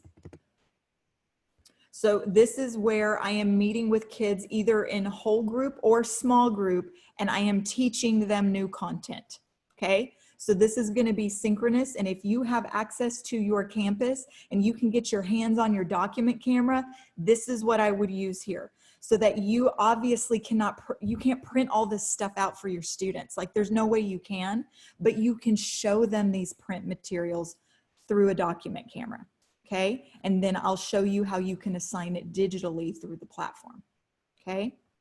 Stations. Remember, stations are for your kids that are solid. They're the kids that you do not have to worry about them because they are solid on grade level. They are flying through the curriculum that you are giving them. So then I'm going to call stations asynchronous. So this is going to be the elements that I can very easily assign digitally to my students, and I trust that they can do it independently at home with some parent support. Okay? So I just wanted you to see this. Number one, it's available to you so that you can use this as you're planning. Number two, I want you to realize there's no way you can do all the things in 5 days or 10 days worth of instruction. So when I tell you pick your favorites, I'm very serious. Pick your favorites. Okay? All right, I've got 10 minutes until break. So from here, I'm going to dive into a first grade scope. Now remember, kindergarten and first grade look exactly the same. So if I show you a first grade scope, it's as if I'm showing you a kindergarten scope, okay? Second grade, you're a little different. So when you have moments that are different than the first grade scope that I'm in, I promise you I'll travel to second grade to show you those differences, okay? All right. I am back in STEMScopes. Again, I got to that lesson planning guide underneath Essentials in the Teacher Toolbox. Okay. I am going to use my really nifty first grade filter. And then I think I'm going to go to my favorite first grade scope, addition and subtraction strategies. Now, you first grade teachers are probably nodding your head. This is the biggest scope K through 5, and I ain't playing. First grade, you've got a big job with addition and subtraction. So I like showing this one just so you can see what it looks and feels like, okay? So first off, this is what we call the landing page for our scopes. So you'll notice I have a white navigation bar that shows my 5E model plus my IA. You notice Veronica went through that with you guys for science, okay? My landing page for my scopes is gonna have a couple of things. I'm gonna have my student expectations, and guys, they are going to be organized by TEKS clusters. So I'm gonna have my readiness standard first, and then I'm gonna have my sister supporting standards along with it, okay? You also are going to be given key concepts. I want you to notice that they're written in friendly I can statements. So you could use them as learning targets or student objectives if you use that in your class. And then finally, fundamental questions. Guys, I really think these fundamental questions are great for 3 through 5 because they could use these questions as journaling prompts for writing and math. I think maybe fundamental questions, maybe second half of the year, second grade, you could start using these, but I totally understand beginning of the year, second graders and kinder first graders, this probably isn't feasible as journaling, okay? All right, my goal is to get through the home tab and then we'll take a break, okay? All right, our home tab is going to be what I like to refer to as your teacher manual. Okay, this is going to be everything that you need to be successful in teaching this lesson, in this case to your first graders. I'm going to start with the parent letter. Okay, our parent letter is in English and in Spanish. The parent letter is fantastic because let's be real, guys, we did not learn math this way and our parents didn't learn math this way. So we need to create an open communication between home and school so that our parents know exactly how we're going to teach their young learners how to count and how to add and subtract. So you will see in this first grade scope, in this parent letter, you're seeing examples of how the teacher will teach the students how to count and add and subtract. Okay, you'll also see vocabulary, and the vocabulary is going to be appropriate for the students. Okay, so I know we've got a lot of parents that are scared to death of math. So I know those parents that are even scared of math, guys, they can pull out index cards and practice vocabulary with their kids. So I love that this is an added element on the parent letter. And then finally, underneath the parent letter, you have a tic-tac-toe, try this at home. I love this because in the spring, I know you hear me, I had 2 types of parents. I had the parents that were telling me, you're giving me too much stuff. I don't have enough time to do this with my kid. And then I had the other parent that was telling me, I have flown through everything you've given me. I need you to give me more stuff. So guys, this tic-tac-toe is for those parents that are gung-ho. This is just a great way to add more activities, enrichment that really will help parents bond with their student in a mathy way. All of these activities are going to include materials they can find easily around the home or that you can easily provide through the STEMScopes platform, okay? It is up to you. Some parents like to tell the students if they get 3 in a row, they get a prize once they get back to campus, but that is up to you, okay? That is the parent letter.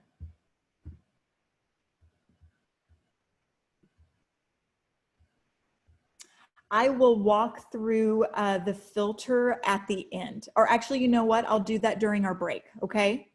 So stick around for the first part of the break and I'll show you again how to make that filter. All right, after parent letter is going to be content support. Now, remember guys, I just told you this first grade scope is the biggest scope in K through 5, okay? So don't feel like everything's gonna be this humongo, okay? All right, first off, content support. You have your standards, you have background knowledge, you have misconceptions and obstacles. You are also going to have vocabulary. Please understand that the vocabulary is going to be vertically aligned K through 5. So even our young learners are learning this vocabulary, okay? Their definitions are going to be much simplified compared to 3 through 5, but they are going to be expected to learn the same vocabulary. From here, you are then going to get every strategy that needs to be taught in first grade for addition, subtraction, and counting. You'll notice lots of different tools are mentioned here. We saw 10 frames. I think I saw a rec and rec. If you have a number balance, man, those things are cool. There's lots of different ways that you can show your students this content. Okay. Another thing that I like, any graphics that are provided in the content support, if you click on them, they will enlarge. so that you can use them as an instructional piece in class. Or if you want to, you can print this and snip it, and your kids can put it maybe in a notebook or a composition notebook to keep track of, okay? Last thing at the bottom is going to be coming attractions, because let's be real, you are going to have students that fly through on grade level content.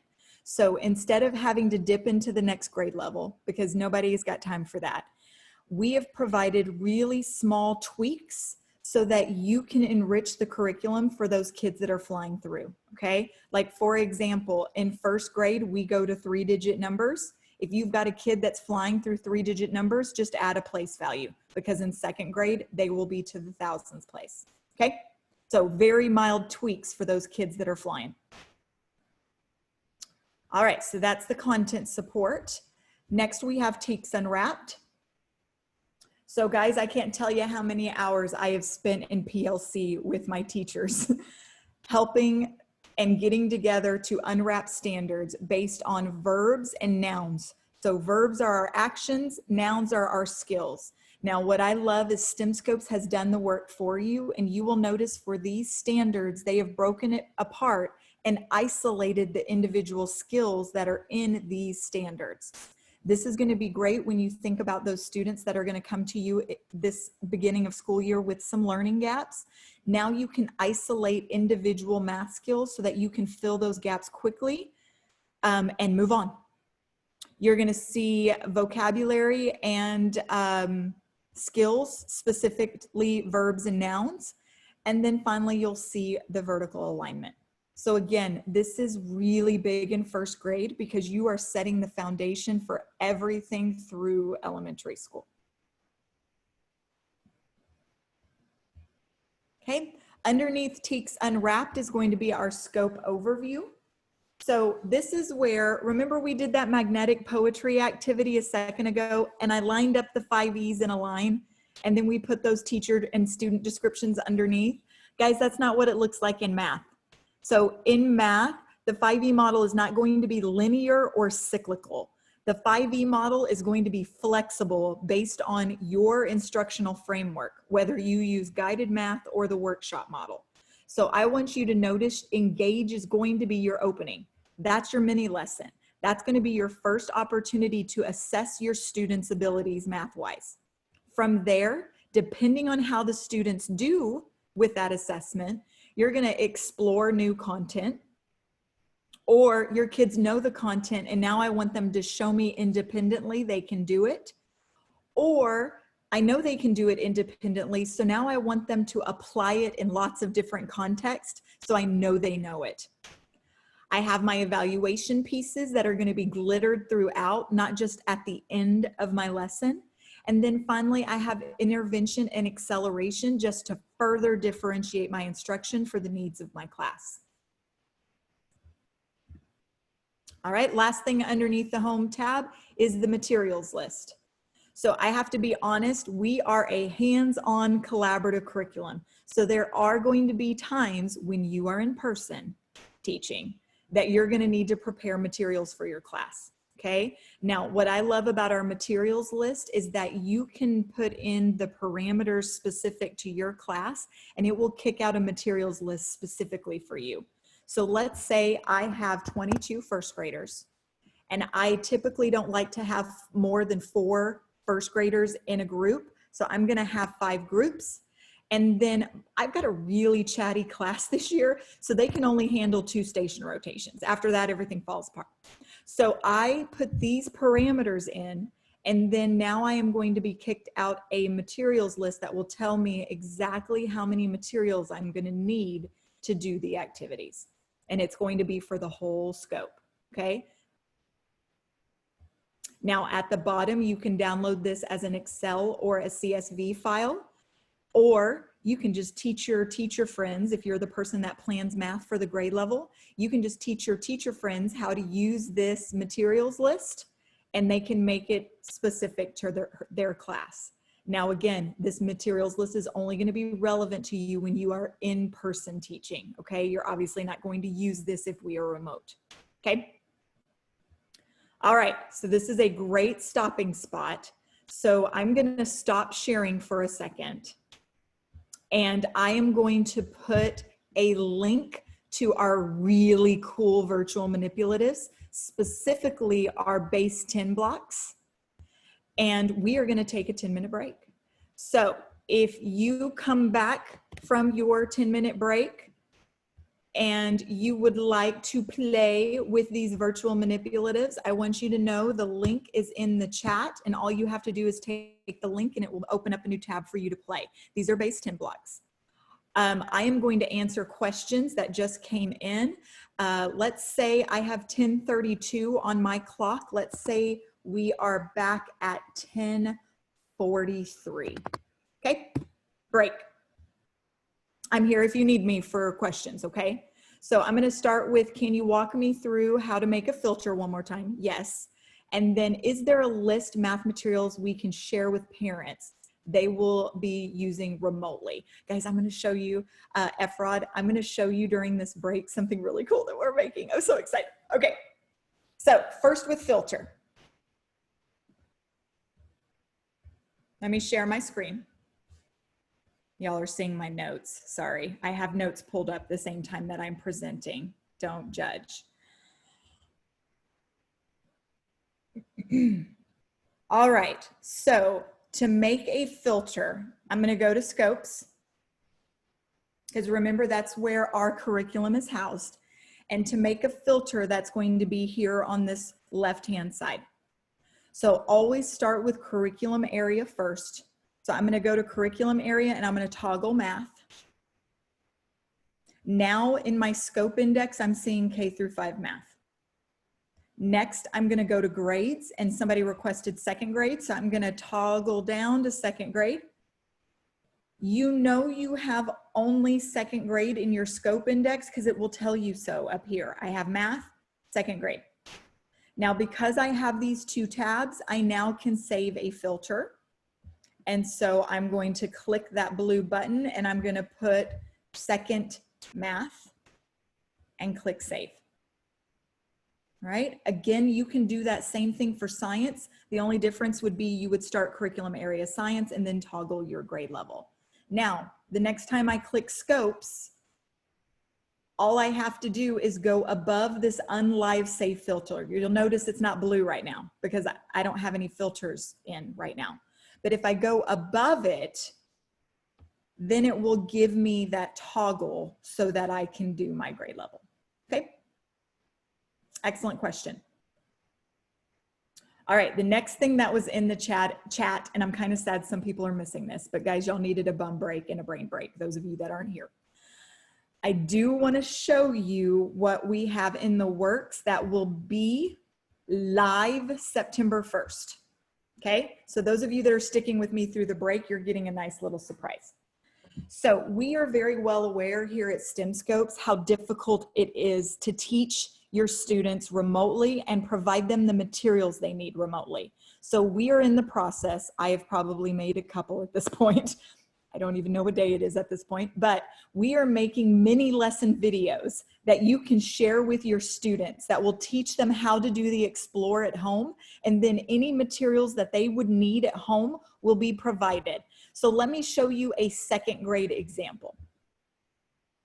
Okay, now you are not going to see this on your side of STEMScopes yet because I am in our mock-up version, okay, because we're still developing this. You will see this on your STEMScopes Math. September 1st is when it's dropping, okay? All right, so they're going to be organized by our objectives. So I'm just going to use our comparing and ordering numbers so you can see what it looks like. So first off, when this is available on September 1st, you will be able to link based on objectives. So this is second grade. You will be provided a video that one of us has made for your mini lesson. So let me show you the first beginning of this.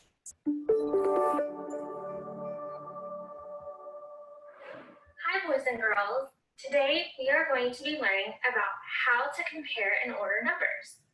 What do you remember about comparing and ordering numbers from first grade? Pause the video and think about all of the things you remember about comparing and ordering numbers. I remember the words less than,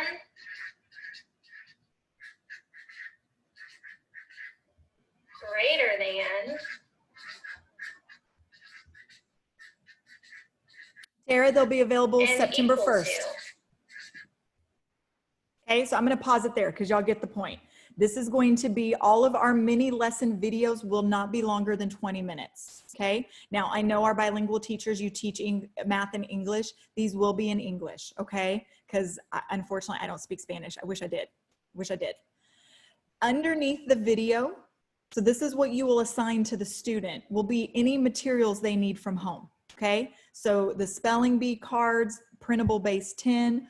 If they do not have access to a printer at home, we're very well aware of that, then they will get the virtual manipulatives. Okay, and this spelling bee print can be provided as a digital assignment where they just have to fill in the answer. Okay, so there's print available and digital available. So guys, these are dropping September 1st. I'm making several videos a week just to get this ready to go for beginning of the year, but we wanted to make sure you had everything you need to start. And then you can use our examples of how we're creating these mini lessons if you want to start making your own with your document camera, if you have a document camera at school and access to school. Okay. So that was just a really cool surprise.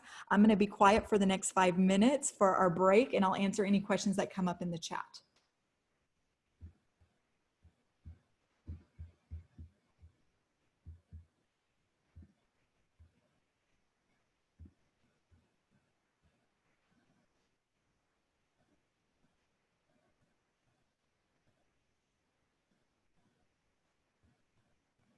Karen, if we have time at the end, I will.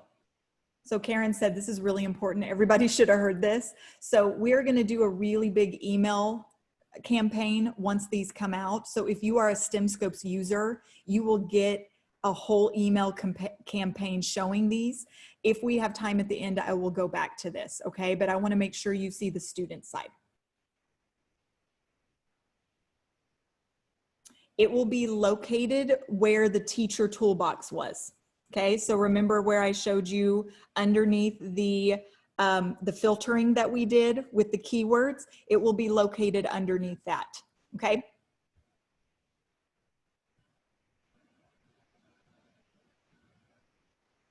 You're welcome, guys. Flippity.net is where and I only called it magnetic poetry because I'm a nerd and it reminded me of those tiles. Because I don't want to admit it, but I've made some pretty silly sentences in the past whenever I see someone has those on their refrigerator. It's like I can't help it.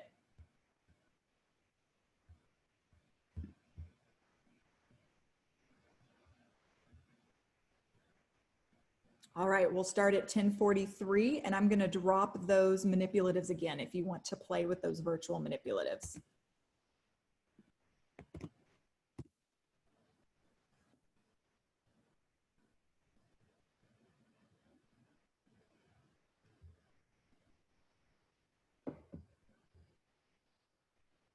Thank you, Robin.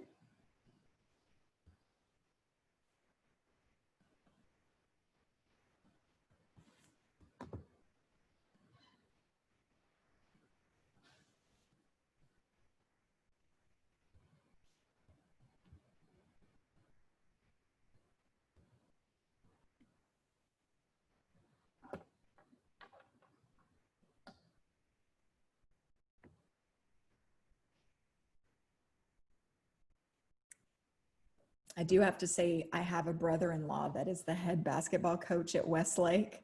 And my husband really badly wanted me to wear a Westlake shirt for you guys, but I was afraid I would be put on the stake, so I didn't. I'm wearing my STEMScopes colors instead of Westlake colors today. I'm a big fan of both schools. God, y'all are your students are so talented.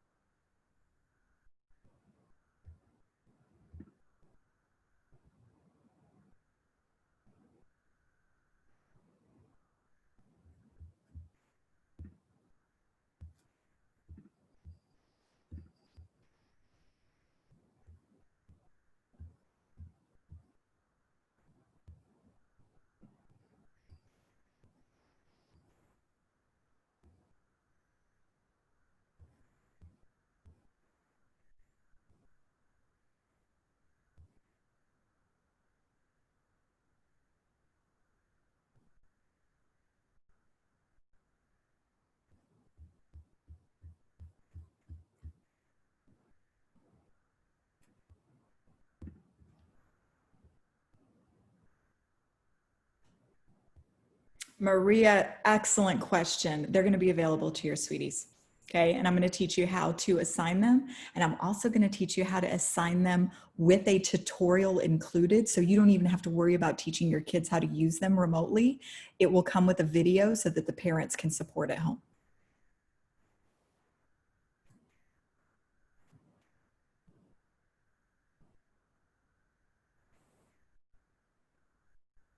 All right, I have 10:43, and guys, I still have so much to cover with you guys. And really, I'm only touching the surface of math. I hope I can come back in the fall or maybe in the spring when you have in-service again, so that I can show you some really cool things on top of what I show you today. So right off the bat, let's go to those virtual manipulatives. And I hope some of you would, or that you've had the opportunity to play with them. If you didn't, because you needed a good solid 10-minute break, don't feel bad. I'm going to show you what they can do right now. All right, so I'm going to share my screen.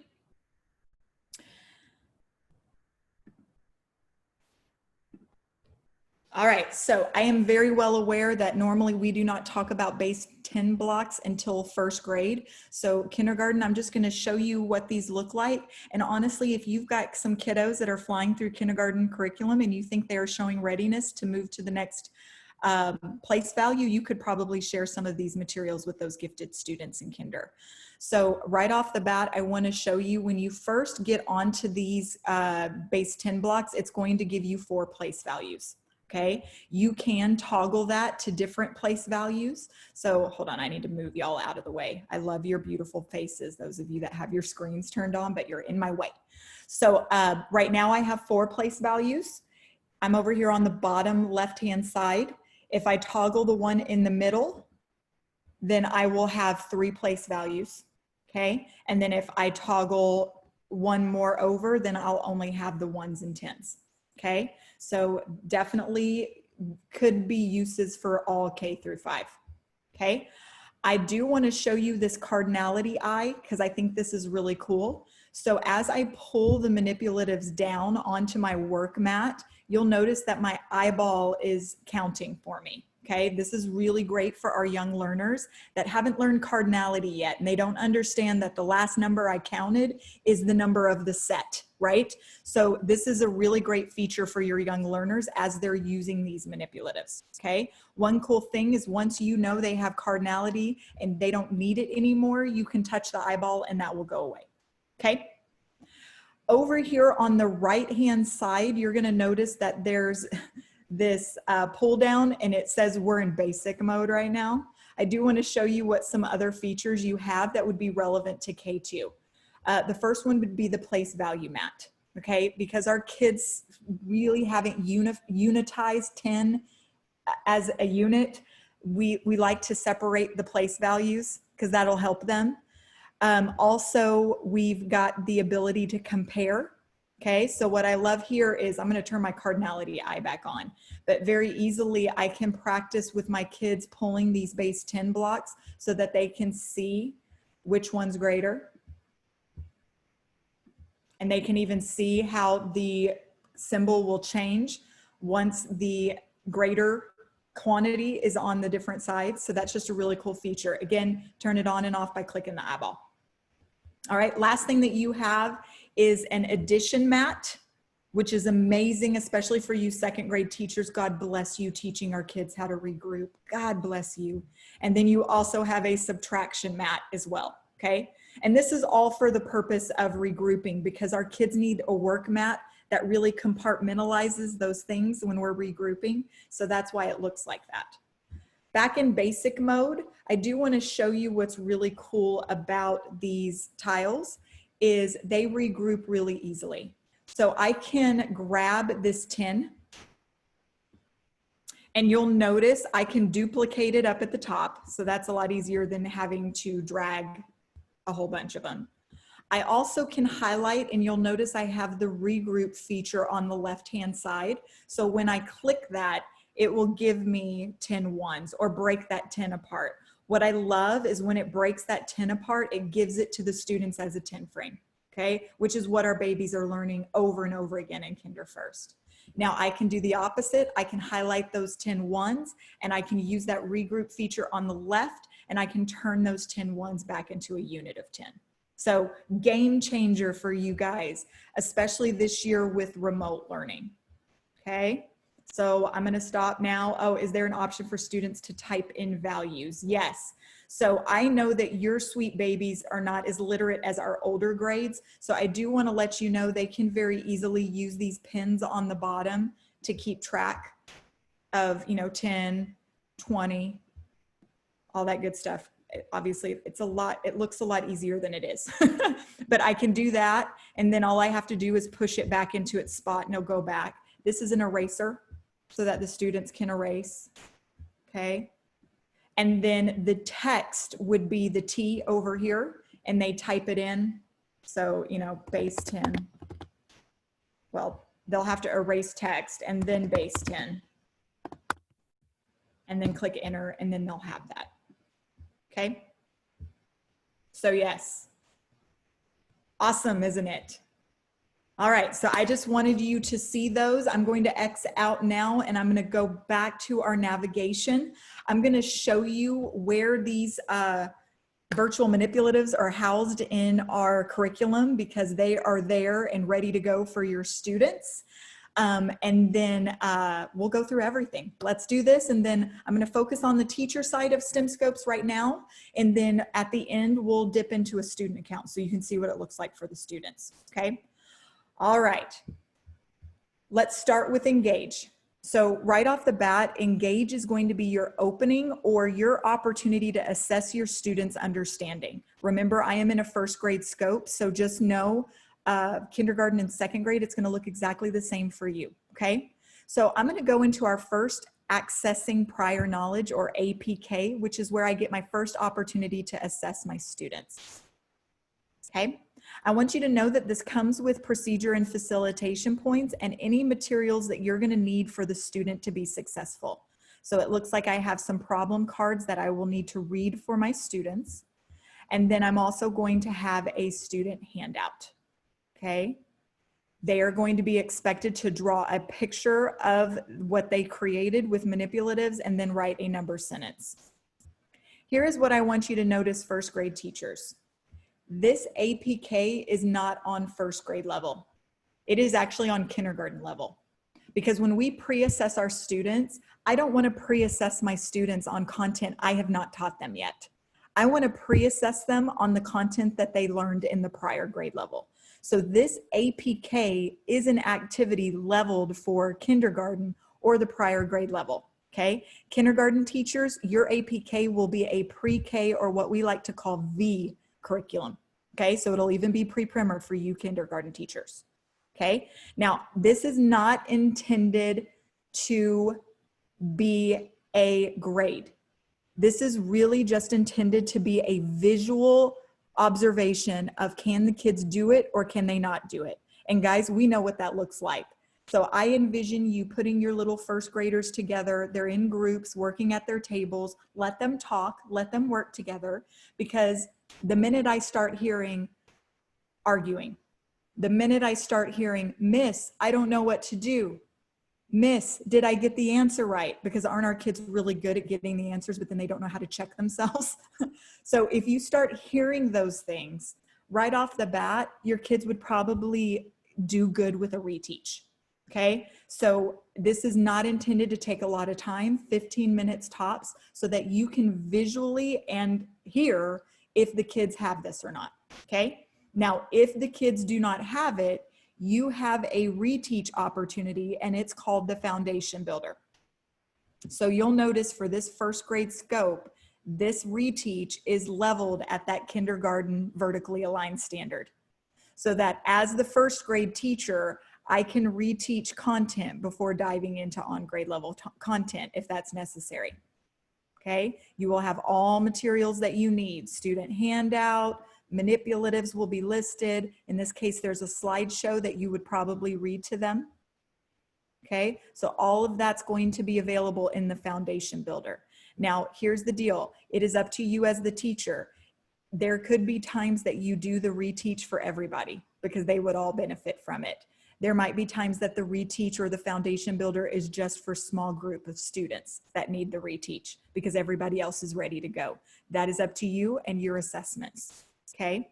Now, I also know that there might be an opportunity that kids have bigger gaps than one grade level, okay? And if that's the case, my best advice would be, if I'm a first grade teacher and I give this kindergarten reteach and I've still got a small group of kids that this didn't help, then I would go into this kindergarten scope with this standard and I would use the intervention in that kindergarten scope. So guys, you have access to K through 5. So don't feel bad going into another grade level to fill gaps. That's what we do, okay? Now, once my kids are ready to go and I feel like they're ready for on grade level content, in this case, it would be first grade content, then I'm ready for the hook, okay? So the hook, guys, you teachers that do ELA and math, I fangirl you guys big time because in reading, we have figured out how to make connections with reading skills and mentor texts and books, okay? So I like us to do the same thing. So here in math, we ain't got time to read a mentor text every time we learn a new math skill, but we do have time to watch a video. So for us, our mentor text is going to be a 10 to 30 second video that does not have any sound. So you don't need to worry about English or Spanish translations. Now, the whole point of this video is to create connections, okay? So after I show this video, I'm gonna ask them, what do you notice? Where do you see the math in this? And let the kids tell me what they see. Then I'm going to give them the situation. So it looks like James playing basketball with his friends. They're going to score a certain number of points and the kids are going to need to figure out how to add those points together. Now, in the beginning, it's okay if they can't do the adding of several different numbers because we haven't taught the content yet. But now, every time you're teaching this skill in this first grade scope, you can always link it back. Oh, remember James and his basketball friends? This is like what they're doing with their basketball. So you're creating that link like we're so good at doing in ELA with our mentor text and reading skills, okay? Now, the hook can be done pre-explore. So this is when we're creating interest before we teach the content. And then it also can be delivered post-explore after you're done teaching the content. I like to give the post-explore before I give them the end of unit assessment, okay? This is just a great review that I can do whole group before I expect them to independently take the unit test, okay? So just a heads up on that. So I've got some questions. Did you say the virtual manipulatives are through STEMScopes? Yes, they are. Are the handouts available for remote learning online? So our Engage pieces, you would have to show them remotely. Okay, maybe through a document camera, or you could show the pieces through through a Zoom meeting. Unfortunately, the Engage pieces are the only pieces that are not digitized or able to be assigned through the STEMScopes platform. Okay.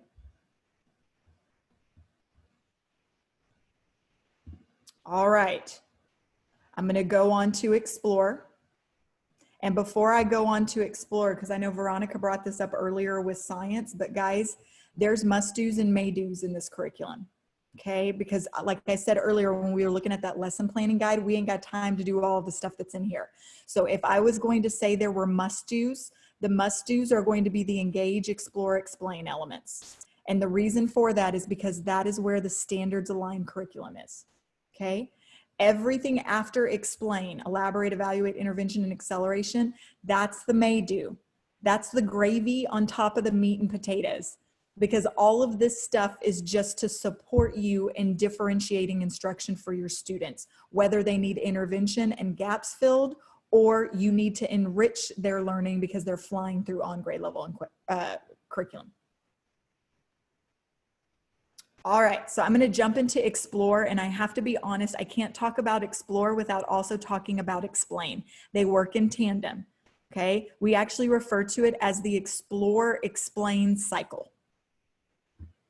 So I'm going to toggle over explore, and I want you to notice right off the bat. Remember that rule of thumb that I said? If it's 3 or less explores, it's 1 week of instruction. If it's more than 3 explores, it's 2 weeks or 10 days worth of instruction. Guys, this scope for first grade has 4 explores. So this is very easily going to be 2 weeks worth of instruction or 10 days. To be honest, first grade, you know you do this baby all year long. It doesn't stop after 2 weeks. You're going to be doing this all year, okay? Our explores need to be taught in the order that they're presented. We follow the concrete representational abstract model. So you're going to notice that these first 2 explores are going to be very concrete with manipulatives. Okay. In fact, they're going to be linking cubes and rec and recs. Okay. As we move on through the explores, then it's going to get more representational, where we're going to start drawing pictures of what we're making with our concrete materials. Okay, which is going to be appropriate for our first graders. I do want you to notice something that is unique to K-2 is we have what is called skill basics. So we know that our young learners do not come to math already knowing how to use a 10 frame and a rec and linking cubes. These are skills we have to teach them in isolation before they can use these skills to do the math. So you'll notice all of these skill basics are going to be things, I like to call them soft skills. It's just going to be a great way for you to teach them how to do something with a tool or making 10, all of those cool things that we need them to know before diving and applying it in the math content. Okay, so this is unique to K-2, only K-2 has skill basics. And it's because we know your young learners need skills taught in isolation. Okay, now I'm going to dive into Explore 1. I want you to notice it has that orange T next to it because I'm going to be diving into the teacher side of this. Now, one thing I want you to notice, you cannot mess up at all with this curriculum because it's so step by step. And before doing this Explore 1, I've got this pink banner that says, hold up, you better teach your kids how to make 10 before doing this activity because they need to know that to be successful, okay? So that pink banner is telling me to teach the skill basics first. Now, this video right here, remember this is the teacher side. So this video is not intended for students. This is intended for the teacher. And this video is going to support the teacher in setting up the station or the explores for the first graders, okay? Now, I'll be honest, this is only gonna be relevant to you when we are in-person learning. The way that we set this up for in-person learning is a lot different than how we would set this up for remote, okay? I'm gonna let this run and keep going. So underneath the setup video, you're gonna have the materials you need, the preparation required, and your procedure and facilitation points. Guys, we are not a scripted curriculum. You are the master of your classroom. You pick which pieces are most important for you and your students. I do like to highlight our math chats because here in math, we don't want to always focus on right and wrong answers. Sometimes we want to focus on the process. And so math chat questions are what I like to call advancing questions because you are going to be asking them questions, not whether they got the answer right, but how'd you do it? So that they can reflect on what they're doing process-wise to get their answers. I love dropping these as bombs. So I would have my little first graders working in groups. I would ask the question, walk away, and then come back and see what answer they give me, okay? You also have instructional supports and ELP strategies, okay? Just a heads up, the ELP strategies usually, I don't know why we don't have one here, we should, usually have sentence stems that you can use with your young learners. I like to say math is a foreign language to all students, so these sentence stems would be valuable for all students, not just our language learners. All right, so this is all the teacher material, right? Over here on the right-hand side is going to be your print materials for in-person instruction for the students. So you're always going to have a student journal or what the students are going to be expected to keep track of their answers on, okay? You also are going to have any like paper manipulatives. So in this case, it looks like they're orders for lemonade. So this would be the paper manipulative that each group would need for this in-person explore. And then finally, you will always have an exit ticket. They're so cute. I love these exit tickets because guys, remember when you do the explore, you're facilitating, you're fixing misconceptions. The kids are working together in groups. So I really want to get a gauge of, can they do this independently? And that's what the exit ticket is. So after the kids work in work period and they do these activities collaboratively with their peers, then I'm going to give them the exit ticket to see if they can do it independently. Okay? I want you to notice that you have editable Google files. So I know that sometimes our platform is challenging for our young learners to navigate. So I want to let you know all of these editable Google files could be utilized in Google Classroom, or you could turn them into PDFs and utilize them in Seesaw, which I know is a lot easier program for our young learners. Okay, before we leave today, I will show you the help tab. The help tab, there is a video and a step-by-step PDF that will show you how to use these materials in Google Classroom. Okay, unfortunately, we don't have a video yet created for Seesaw, but it's just as easy as putting your PDF in. Okay, so I would use this up here because these are PDFs if you want to put it in Seesaw. Okay. All right, so other than using the print materials, you also have the digital. Okay, so up here in the right-hand corner where it says View Student, that is how I get access to the digital version of this for remote learning. You'll notice I have the English version and the Spanish version. Okay, so I'm going to click View Student. First thing I want you to notice, bam, there are the virtual manipulatives. Okay, so your kids would need the Rec and Rec to be successful in doing this activity. And it's as easy as once you assign this through the platform to the students, they can click this link, or the parents can support them and click this link. And then now my student can toggle back and forth between the digital Explore and my Rec and Rec, or my virtual manipulative for this lesson. Okay. Now, I do want you to know, remember there were lots of lemonade orders. So these digital assignments are going to be several pages long. In this case, it's 3 pages long. And that's because there's lots of practice. And we want our kids to have lots of practice, right? The last page will always be the exit ticket. Okay, so the digital version will always be that exit ticket that you want to see if they can do it independently. I do have to be honest, you are going to have to teach your kids how to use these digital work mats. Okay, but I have to say for your young learners, I would show them the paintbrush and call it a day. Okay, because they can do everything with that paintbrush. Okay, especially if they have touchscreen. All right, so that is the digital Explore. I also want to show you that these virtual manipulatives, the one that was just embedded in that Explore, it's also listed at the bottom of the Explore tab. Now here's the deal. If you assign the virtual manipulatives from the bottom of the Explore tab, they come with a tutorial video. So now you don't have to teach kids or parents how to use these manipulatives. It comes with a 1 to 3 minute tutorial teaching your parents and your students how to use it. Okay, but you have to assign it through the Explore tab for you to get that video. You'll notice when I used it in the Explore, it just took me straight to the manipulative. Okay, so assign through Explore, you get a tutorial video, and it's as easy as just coming up here and pushing that green assign to students button. Okay. Okay, so it looks like you are using Schoolology, so that's your LMS system. Guys, I think the best thing you can do is very easily just put the link to STEMScopes in, and then I'll show you what their assignments page looks like, because their assignment page will have your assignments in order that you assign them. Okay? Thank you for giving me that feedback, Karen. When you assign something to students, where does it go once they turn it in? I will show you that.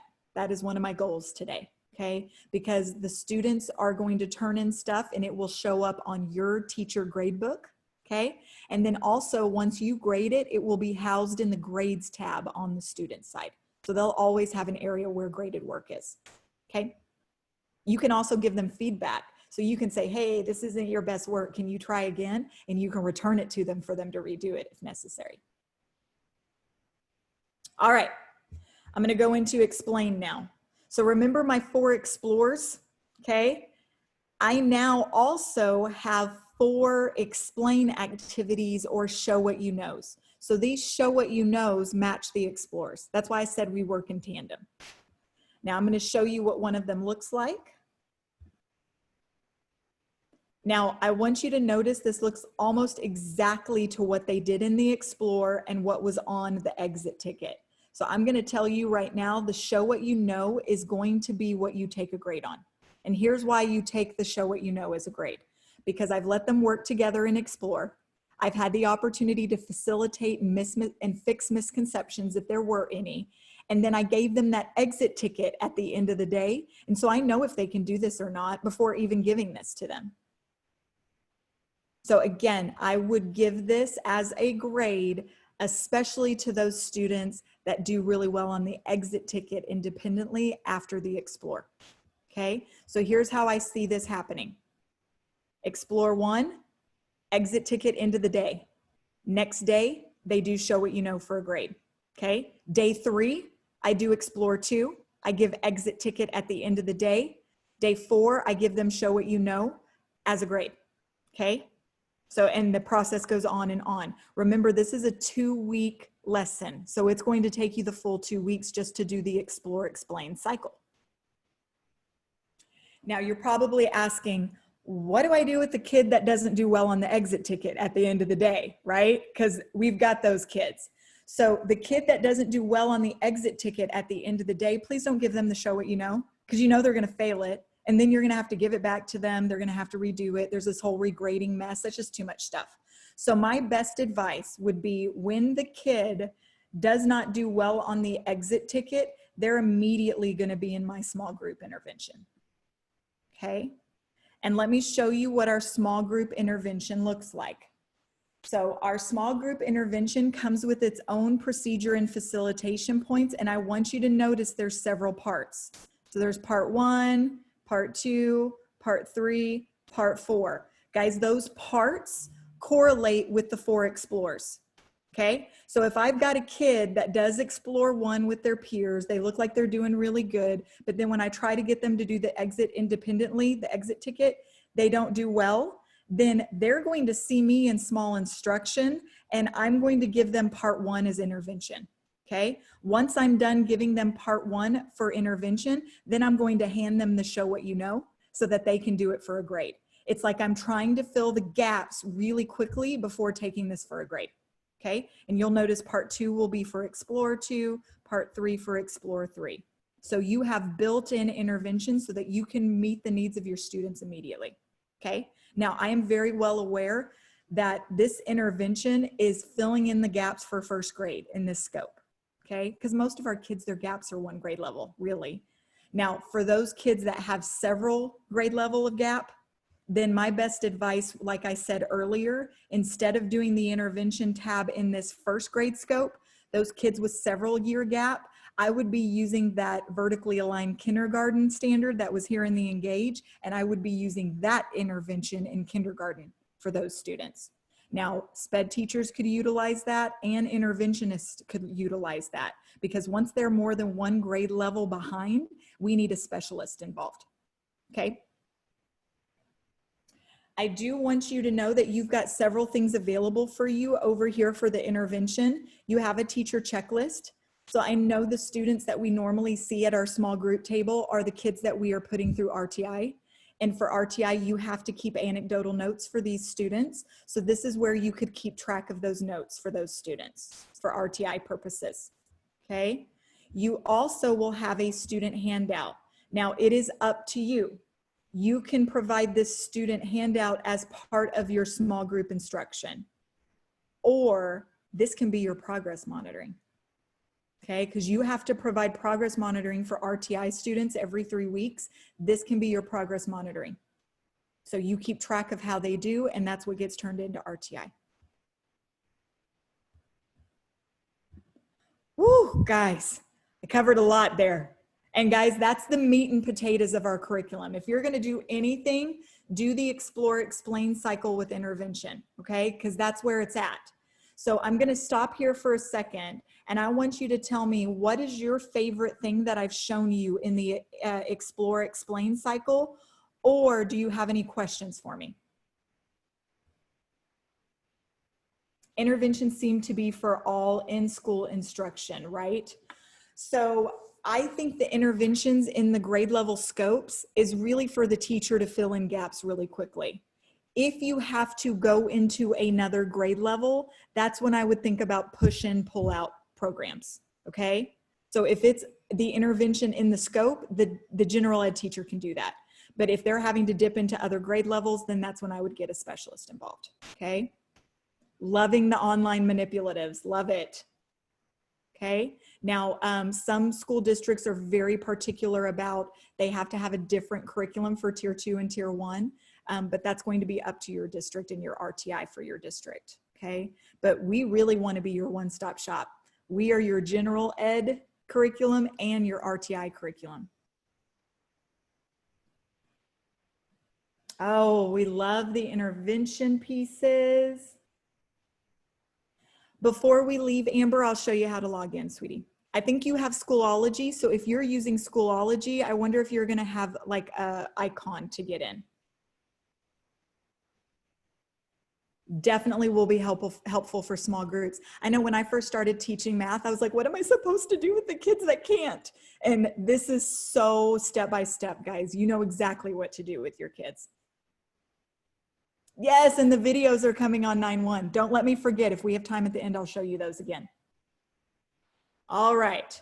So I'm going to now dive into the rest of the pieces that are underneath Explain, and then I'm going to show you the gravy. Because remember, the must-dos are Engage, Explore, Explain. Everything after Explain is May Do. You fit it in if you have time, or you give it to students that need it based on learning gaps, or they're flying through the curriculum and you need to keep them busy, okay? Maria, I do not know the answer to that question. That's going to be an account manager question, okay? But before we leave today, if I have a chance, I will email Melanie to see if I can find out. You should have accounts here pretty quickly if you don't already have them. All right, so underneath Explain, in Kinder and First, you have anchor charts, and I love this. Second grade, I'm sorry, you don't currently have this right now, but it is in development for you, second grade. You should have this by Thanksgiving time, okay? So for Kinder First, we have anchor charts where you'll notice it is procedure and facilitations on how to create an anchor chart with your young learners. So I envision this as being the come to the carpet, let's math activity. So you pull them to the carpet, you're sitting in your cute little chair that you have for carpet time, and you have the anchor chart, and you are following these procedure and facilitations every day before you dive into the explorers. What I love about this is when your students are part of the process of making your anchor charts, then they will use them as a resource because they were part of the making. I do want to let you know you have an English and Spanish example over on the right-hand side, so you will see what it looks like when it's finished. Now, with your young learners, you might have like a math folder that you like to keep resources in for your students. You could very easily print this out once you create it with the whole class, and you could put it in their folders for them. Okay, so again, this is in Kinder and First. It is in development for 2nd through 5th and should be available around our first break at Thanksgiving for 2nd through 5th. Okay. After anchor charts, we have picture vocabulary. So picture vocabulary in K1 and 2 is going to be appropriate for your students. So there is not going to be a definition expectation. There is going to be, this is our vocabulary, and it is the same vocabulary that we're using K through 5. We're vertically aligned with our vocabulary. But your students are only going to be expected to know representations, okay? So it is up to you if you would like to utilize this digitally. You can assign it through the platform to your students in English and in Spanish. You also have this print file. So you could print this out and utilize this as your word wall in your room, or you could shrink it and put it on rings for individual students. It's up to you in your class. Last, we have my math thoughts. Erin, thank you for answering that for the group. My math thoughts is where we get journaling. with our math students. Now, I'm very well aware that our young kinder, first and second grade students are just learning their writing skills. So I do want to show you what this looks like for your grade levels. So it's not necessarily going to be I expect you to get your composition notebook and write. That's not what this is going to look like. You're going to have a math situation presented. You will have a solution statement where the students are expected to fill in the answer. And then we in Kinder First, we're practicing drawing a picture or a representation of the math that we've done. And we also want to expect them to write a equation end of year kindergarten and on, okay? You'll notice that I have a word bank to finish sentences. Definitely you could do this whole group with your class to support. And then finally, I love the last piece is a self-assessment piece for our young learners so that we can ask them, how do they feel they're doing with these math skills they're learning? We're using mindset language. We might not be there yet, or we're almost there, okay?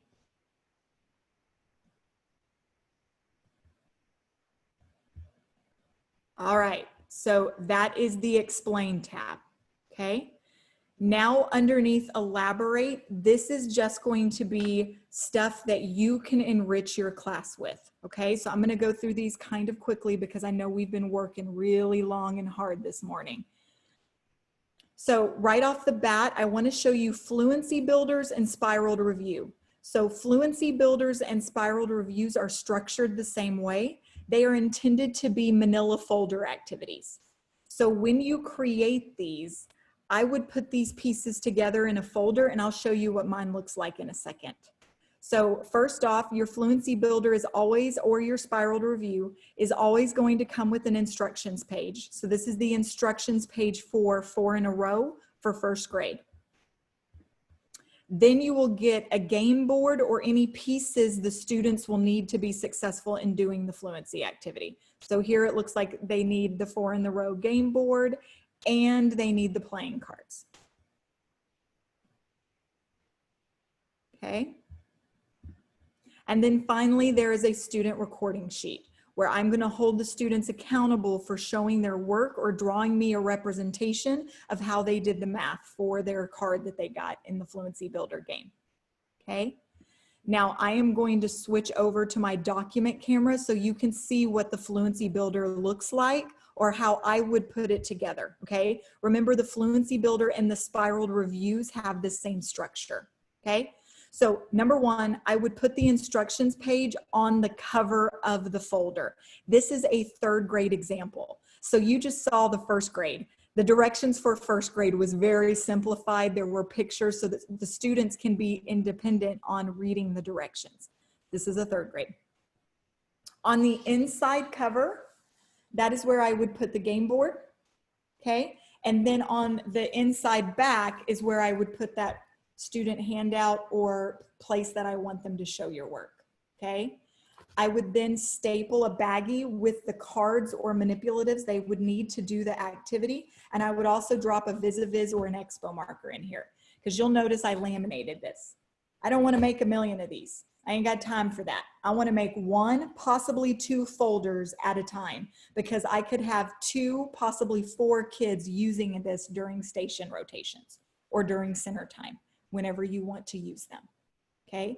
Now, even when I'm done teaching this scope on addition and subtraction strategies, I'm gonna keep this fluency folder in my area where I have my stations or centers because I want my kids to have access to this all year because this is just spiraled practice. And if some kids wanna partner up and play this game, albeit I'm gonna be happy, okay? So this is what it looks like for me. I will be honest, I made all of this. So I printed out these pieces, I laminated, I cut, I bought the folders. It was a lot of work. I do want you to know that we sell kits that have these already prepared per grade level with everything laminated with special UV lamination. It's like the coolest thing that can be sanitized easily and organized with all of the materials cut out.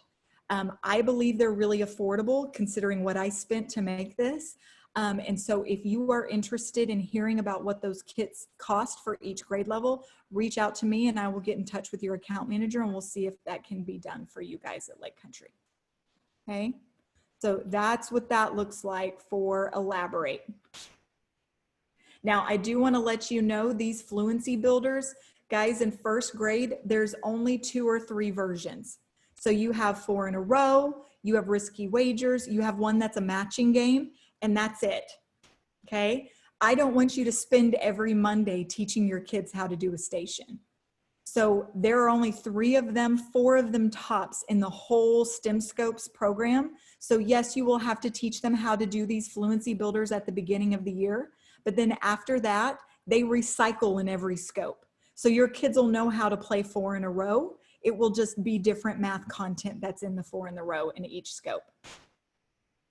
Okay. All right, I'm going to move into problem-based tasks and life connections. Now, I do need to let you know these 2 activities are not going to be activities that the kids can do in a station rotation.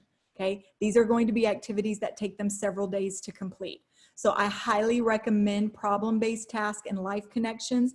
This could be something you do whole group for maybe an open house night or math night, because it is going to take the kids several days to complete these. So the problem-based task is going to look like this. You are seeing the digital version of this. This is the student handout. Okay. There's also a rubric that goes along with this, since this is an open-ended project to support you in grading this for your students. You also have life connections. I love life connections because this is where your kids can do some research.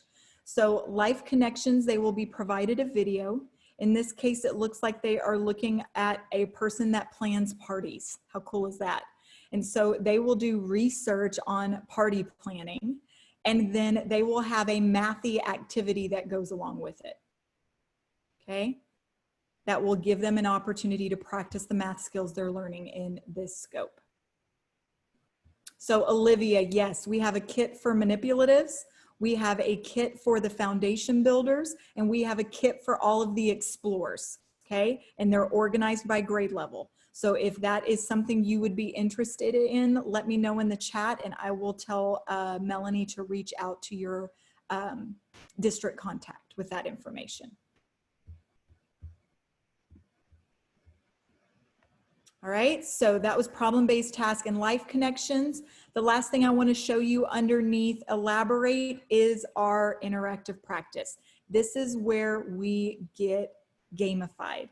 So what I love about our games, I'm going to turn the sound off. That might be irksome this time of the day. But you'll notice that they are truly practicing the math skills. So I know there's a lot of free math sites that are out there, and I would put my kids on it, and then I would find them making spaghetti or doing surgery on body parts. They weren't really doing math. So these games are definitely going to be covering the Texas standards that are in this scope, and the kids are really going to enjoy playing them. Okay, these are HTML5. So that means they can access them on any type of device, whether that's a Chromebook, a tablet, or mom's cell phone if that's all they have at home. Okay, these can be easily assigned through the platform, and they can be provided in Spanish as well. All right, so those are elaborates. Remember, that's the gravy. You only use it if you need it, okay? Next is evaluate. So I'm going to show the evaluation pieces in kinder first, and then I'm going to show you what they look like in second grade. Second grade, your evaluation pieces are going to look a little more like third through fifth grade, because we want to get our kids ready for STAR testing, and we don't want to wait until third grade. Let's start end of year second grade if we can. Okay, so underneath evaluate, I do want to let you know all K through 2, you have what is called the skills quiz. Okay. And this is going to be a quiz that tests my kids on, can they compute or can they represent with a picture, okay? These activities are great kinder first and beginning of second grade as your post-assessment, okay? This would be what I would give at the end of the unit, okay? So one more time, for kinder first and beginning of the year second grade, the skills quiz is your post-assessment.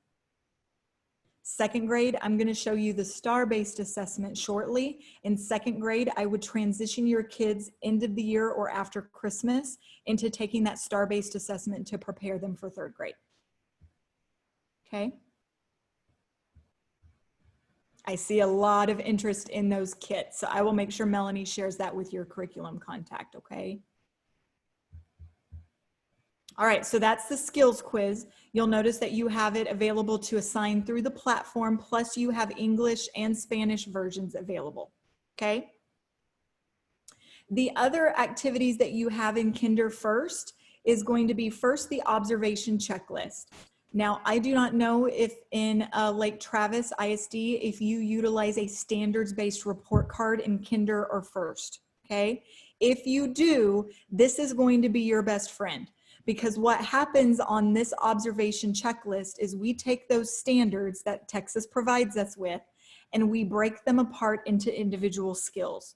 So while you're teaching these explores, you can walk around the room and visualize when the student does this, okay? So if you see little Jenny doing a really good job of making 10, then it's as easy as putting a plus mark here for her. So then when you're doing your standards-based report card, you can level it as whatever you use, developed, approaching, mastered, whatever, okay? So this is just to keep track of those individual skills in the explores. You also have the show and tell assessment. Now I have to tell you the show and tell is a performance assessment. So you as the teacher in Kinder and First grade, you are going to have cards that have teacher prompts on them, what you say to the students, okay? It is up to you if you bang this out all at once, or you can cut these out and do a card a day. It is also up to you if you do this whole group, or if you do it small group, or if you do it individual student interview. I'm gonna be honest, it's up to you and the time that you have available, because I know you've got lots of reader screeners too. Now, this is the teacher cards. This is what the student card looks like. So this is where they will keep track of their answers to what you're prompting them on your teacher prompt. Again, you can keep this all together and bang it out all at once, or you can cut these individual cards and do one a day. It is up to you and your class.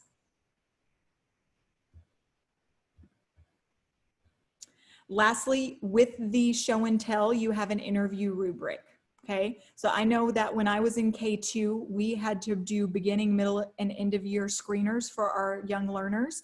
This is just a great place for you to keep track of those skills and provide scores for those skills. And this is all related to the show and tell.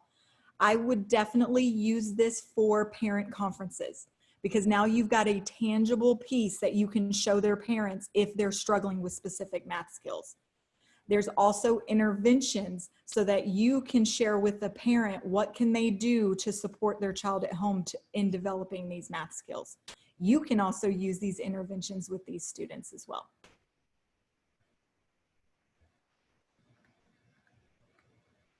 FROD, so for second grade, I would use that skills quiz as a post-assessment for the beginning of the year, or the first half of the year, okay?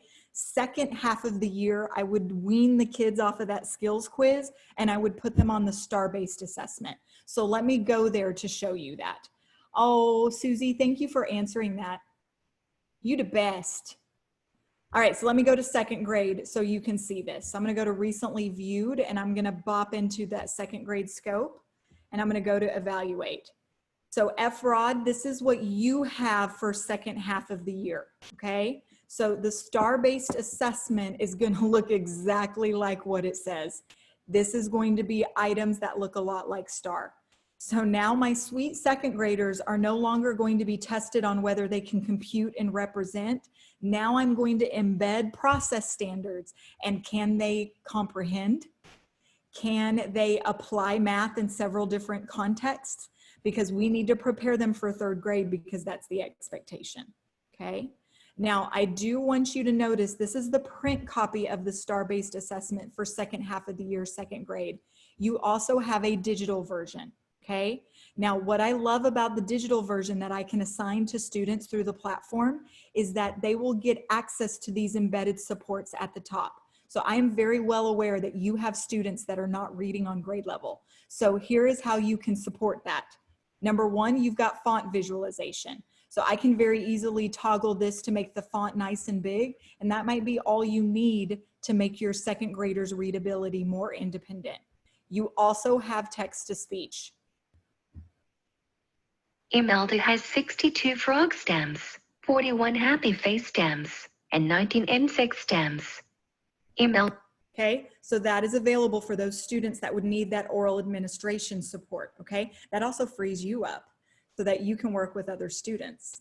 You also have the dictionary. So when I touch the dictionary, my cursor turns into a question mark. So then when I get to a word that I'm not familiar with, then the dictionary will kick out a definition for the students, and it will give them text-to-speech to support them with that.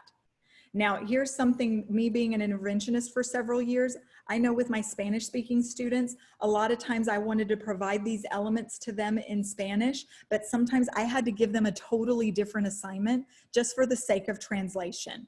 What I want you to know here at STEMScopes Math, all of our pieces are translated in Spanish. So now your students are doing the same activity and you can trust that the Spanish translations are done for you, even the text-to-speech. So here for that question earlier that we heard in English, here's what it sounds like in Spanish. Imelda tiene 62 sellos de rana, 41 sellos de carita feliz. So if they need that support or they need the Spanish version, this is available for you in the program. Okay. Now I do want to assign this to us, so I want you to see what this looks like for assignment. So if I was to assign this to my students, I would click the green Assign to Students button. When I do that, the first thing I want to do is pick my section, okay? I'm assuming your classes will be rostered for you, so you would just pick math, okay? You have an option. You can assign this to the entire section or class, or you can assign it to individual students. Okay, I have 50 Disney characters, so please don't mind all that mess.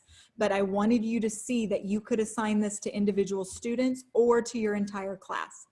Now, I have to be honest, I don't use the date stuff because I'm one of those teachers that flies by the seat of my pants. I hate to admit it, but that's me. If you are one of those teachers that likes to plan, and you like to plan several weeks in advance, then my best advice for the start, I would put the date on the day you want the kids to see it on the student STEMscope site, okay? So that's gonna be really important for those of you that are planners, okay? Another thing that's really cool that I just wanna highlight here is the allow teachers to start or pause the assignment, okay? When I toggle that, then that gives me the power to turn the assignment on and off. So if I notice my students are overwhelmed with an activity, I can turn it off for a little bit and then we can come back to it. Or if they're testing and I don't want them to test outside of my class or at home where the parents can help them, I can turn that assignment paused and then they can't access it, okay? You do have the availability to do assignment labels. You've got a lot that are here in the pull down. I have to be honest, I like to put the week number. So my kid is going to have 3 weeks of remote instruction. So I would label it week 1, week 2, or week 3, just so the students know when did that assignment happen. Okay, but that's totally up to you. All right, I'm going to click add assignment. Actually, I'm not because I've already created a class for you guys, but I would click add assignment. If I wanted to add a note here, I could, and then my students will get it on their side.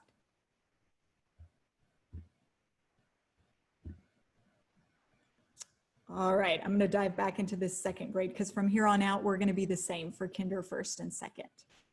All right. All right, I'm going to dive into intervention just to show you the supplemental aids. Okay, what I love about our supplemental aids underneath intervention is that you get procedure and facilitation points so that you know exactly how to teach your kids how to use these supplemental aids. You also are going to get a listing of when it would be appropriate for the students to use this supplemental aid. Something that's cool for 3 through 5, at the bottom, it will tell you whether or not this aid is approved for STAR testing. So guys, second grade teachers, if you've got students that are using supplemental aids on a regular basis to be successful, please share that with their 3rd grade teacher because they could possibly use these supplemental aids as an accommodation for STAR. Okay. Last thing. Oh my gosh, I feel like I've talked forever and I really want to show y'all the student side. Acceleration is not just for your gifted students. I like to think of acceleration, it's for my fast finishers. So it's what I give my kids that are really quick with finishing work so that they stay busy, okay? I would say that this is great for all students, not just gifted students. If you wanted to give something to gifted students, then I would definitely give the problem-based task or the life connections, okay? All right, math today is a lot like science today, what Veronica showed you earlier. You are going to get a very engaging video from the Associated Press.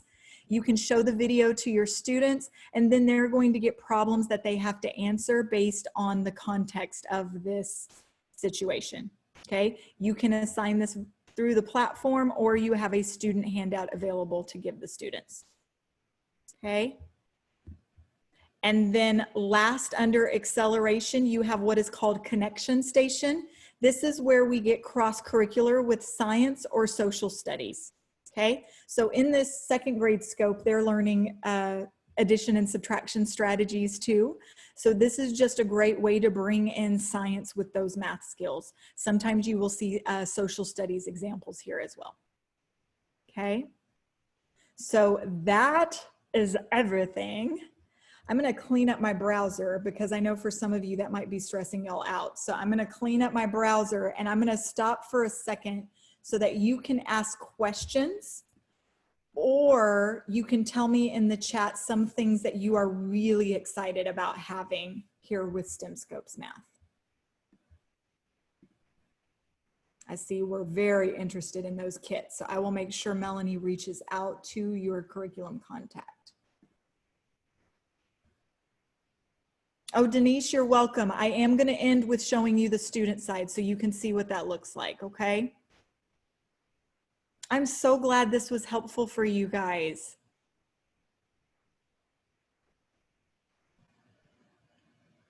Guys, you are so welcome. Okay, so 2 more things. And I know this has been a long 3 hours. That's why I gave that 1.5 mark brain and bum break, because we needed it.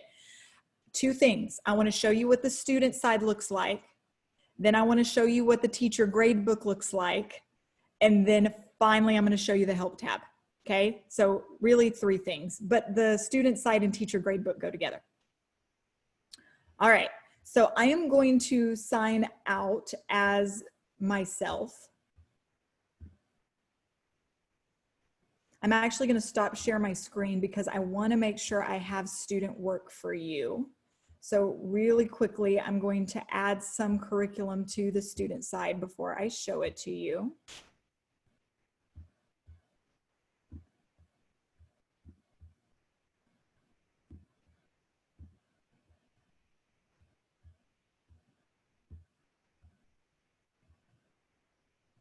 All right, now I can share my screen.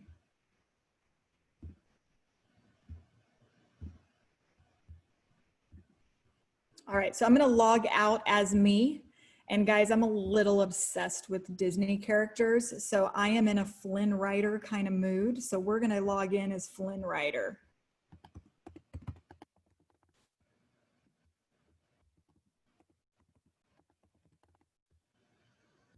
All right, so when your students log in, the first thing they are going to see is the assignments tab.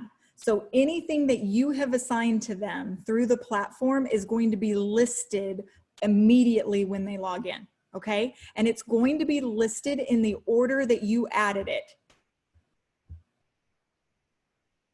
Now from here, I want you to notice that I used that assignment label. I put week 2 on it, or week 1. That's just going to support parents, because you'll notice those tabs gather up here.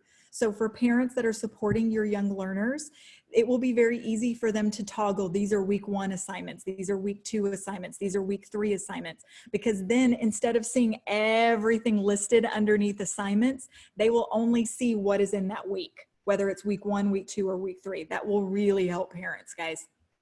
Okay. Also, let me show you what this looks like.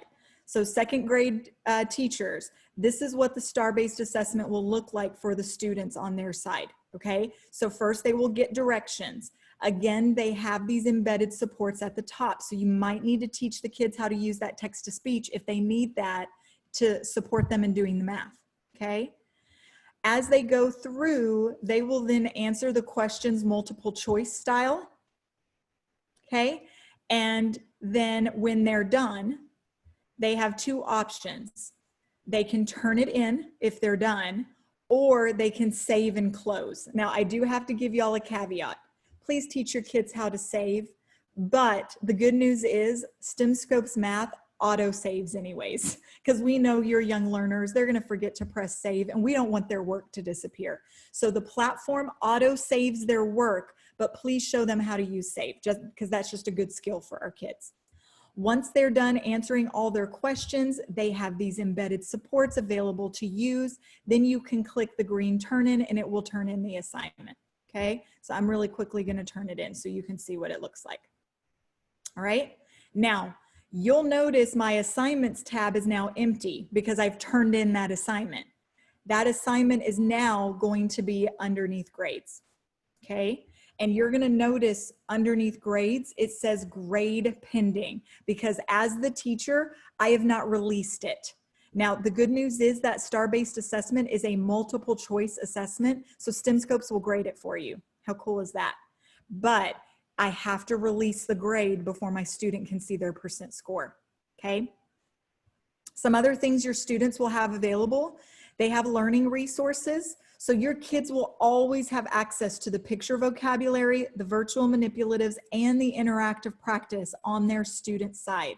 Now, just a caveat, this is what it looks like. So I was in a second grade scope, so my kids are seeing every interactive practice for second grade.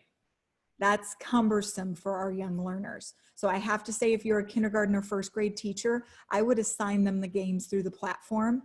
Maybe end of year second grade students, you could teach them how to find the games that are their favorites, but this might be overwhelming for young learners.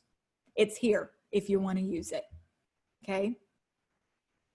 So that's learning resources. They always have access to these three things. Okay. Visual glossary. So I think Veronica touched on this just a little bit. Efrod, I will show you that when we get to the teacher gradebook. You do have the ability to toggle English, Spanish, or science, math. I just want to let you know, when you're in math mode, if you go to V for video, this is where the life connection videos will be located for K-2. So you have a choice. You can let the kids choose which life they want to research. And that's completely up to you. The way that your students will get access to these videos for life connections will be to go to V for video. Career Connections is for 3 through 5. Coding is one of our programs here at STEMScopes, much like math and science. This is a great after-school program for students that are inclined to learn about coding, and they actually get to make cell phone apps. It's really cool. Your kids are not going to have this as a tab if your district has not purchased this program. Okay.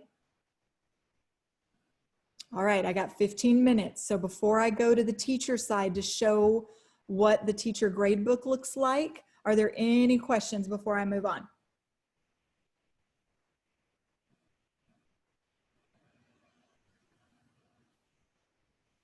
I'm gonna take a drink of my soda.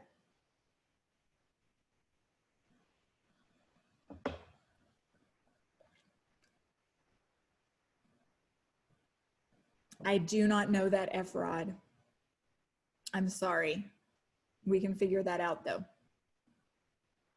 It really is a fan favorite for after school programs. And then this summer we had a lot of schools that utilize the coding for summer school.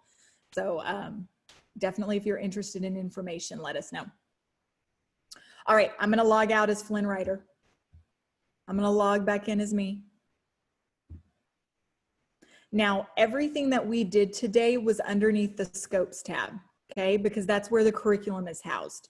If you want access to your gradebook or your student information, you're gonna have to go to Students, okay? So Students is where I'm gonna get access to my class. Now, your students are probably going to be rostered in a math class for you, so that's not gonna be anything you need to worry about. you will see this is where I have all 50 of my Disney characters. I do want to teach you a really cool trick. So once your kids are rostered into STEMScopes Math for you, if you want to know what their login information is, then the best way to go would be, do you see this print button on the right-hand side? When I click that print button, it gives me what I like to call start cards for every single one of my students. It gives me the URL address that they're going to use to get into STEMScopes. Now, if you've got Schoology, they're going to get in through Schoology, okay? You're also going to see their username and password, okay? So if you ever need to see what's going on their student side of STEMScopes, this is their username password that you can use, okay? So again, I got here by going to my math class, and then underneath the students tab, I have that print button on the right-hand side. All right, assignments is going to be where your work is. So remember I assigned that star-based assessment? Remember I toggled that pause play. So remember, whether we're remote or we're in person, if you ever want to pause an assignment on the student side of STEMScopes, all you have to do is click pause, and then now that assignment will no longer be available for the students, okay? Once you want it to show up again, all you have to do is press play, and it will show up on the student side again, okay? You could also, if you're a planner and you like to plan several weeks in advance, you can assign all of your assignments and put them in pause mode until you're ready for them to show up on the student side. And then that would just be a play. It is up to you as the teacher, okay? Now I'm gonna go into the star-based assessment so you can see what the grade book looks like. You'll notice up here it's telling me, hey, you pause this, the kids can't see this, okay? So if I needed to unpause it, I would just toggle over here to the start assignment and it would start it again for the students, okay? Now, I just have a couple of data in here just to show you guys, but I do wanna let you know you really only have 3 buttons, okay? You can use the 3 buttons at the top. That would be for whole class, or you can use the 3 buttons for each individual student. Okay. Now remember, STEMScopes will grade it for you if it's a multiple choice or pull down definitive answer type assessment. So like Wreck-It Ralph here, he got all of the green ones are correct, red ones are incorrect. I want to tell you number 10 is a fill in the blank. Okay. So if it's a fill in the blank, I have to go in there as the teacher and grade it. So that's why it's gray. Gray means fill in the blank or they didn't do it. Okay.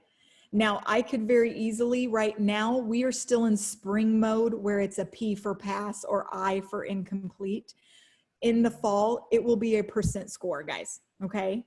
So I see here right now, if I released feedback, 1, 2, 3, 4, 5, 6, Wreck-It Ralph would see a 60%, okay? So right now, Wreck-It Ralph on his student side of STEMScopes underneath grades, he would see 60%, okay?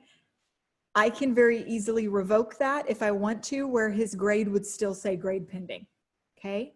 Now I also have the ability, because I see he missed 5, 6, and 7, I could go to the return button and it says this needs more work. I could say, please redo 5, 6, 7, smiley face. And I could return it to Wreck-It Ralph, okay?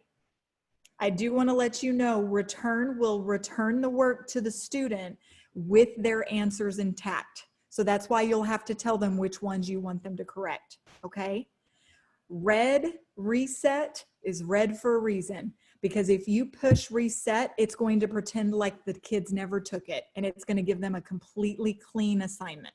Okay, and that might be appropriate if you've got a little stinker that took 1 minute and just randomly picked answer choices. You might need to teach that one a little lesson and then you can press reset. But other than that, I would really save that for few situations. Okay. Now, if I want to look at individual work, or like for number 10, in this case, I need to grade it because it's fill in the blank. I can go here and push grade and it will give me access to the student work. Okay, so you'll see he got all of these right and he's got 100% credit here. I also can leave feedback. Okay, so let's go to number 5, right? Because he missed that one. So right now he's got 0 credit, and I could say maybe, please redo this item, okay? I could say something like use your strategies, okay? Use your rec and rec, use your base 10 blocks, whatever, to support them in redoing this. So you can give feedback on these assessments to your students, okay? I also want you to see, like on number 10, which is a fill in the blank.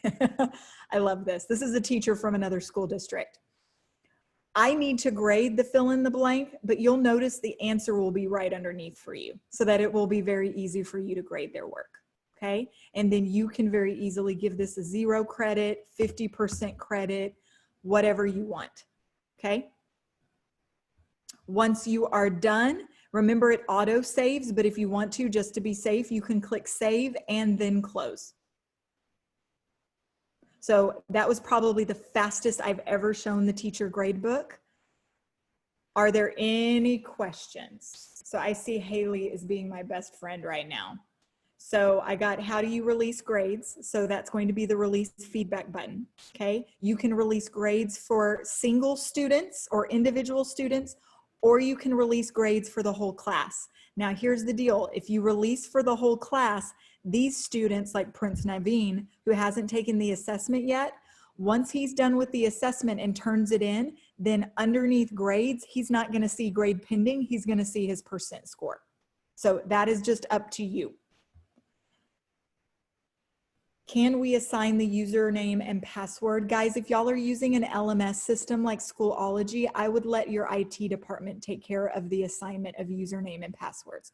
Only because from past experience, I know that if I try to make the username and password easier for my students to do it themselves, a lot of LMS systems, like, I don't know how to say it, but it's like they cycle overnight. And a lot of times my passwords would go away because it would cycle back to the original password the LMS created. Hey, team leads, just send you an email, but putting it here as well. Can you please check with your teams and let me know the names of anyone that cannot access? Oh, that's really important. So if you cannot access any of the curriculum that you have available at your fingertips, please let them know so that they can fix that before school starts. Haley, thank you for that information. Glad I read it out loud.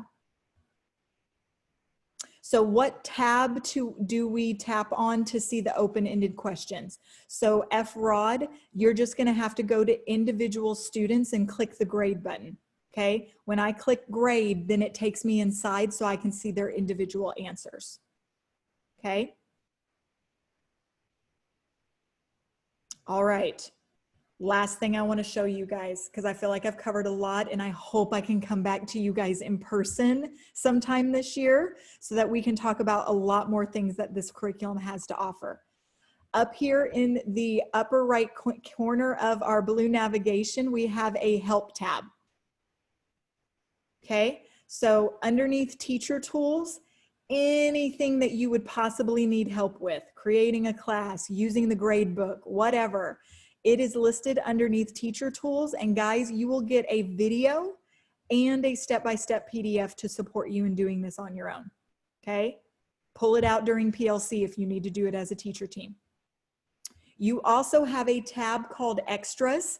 This is where you will get help with Google Classroom if you would like to incorporate some of these pieces into Google Classroom, okay? And then last but not least, underneath for students, guys, this is a short list right now, but I promise you it's getting bigger because we are making lots of videos to support during remote learning. But there is a video for how to access Spanish. There is a video on how to use the comment feature. I think this is great for 3 through 5.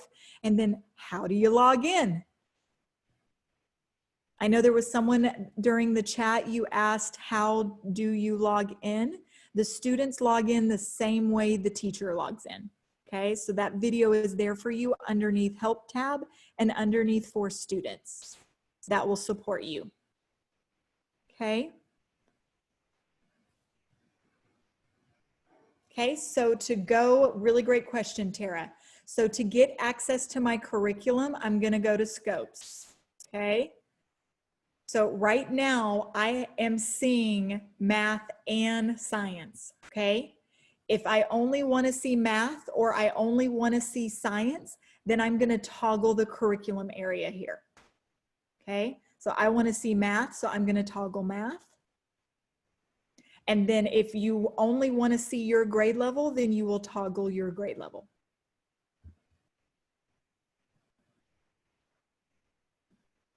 All right, guys. I am going to add my contact information to the chat because I want you to reach out to me if you've got any questions. I also am going to put a survey in the chat because I am a noob with STEMScopes. I only joined STEMScopes in February, so I love to get feedback as I am doing trainings for different districts because that just helps me get better. Okay, so in the chat, there is a survey. If you have time, please take that to give me some feedback so that I can improve the next time I give this training, okay? Okay, so Olivia, great question. I'm gonna share my screen again. So only for science, you're gonna wanna pick streamlined, okay? So if you toggle, I'm gonna X out my filters right now.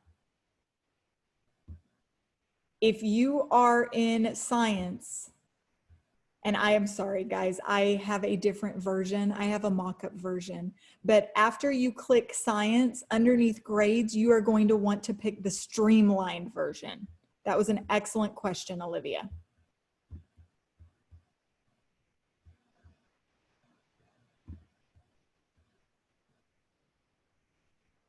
Haley, thank you for entering that information in earlier.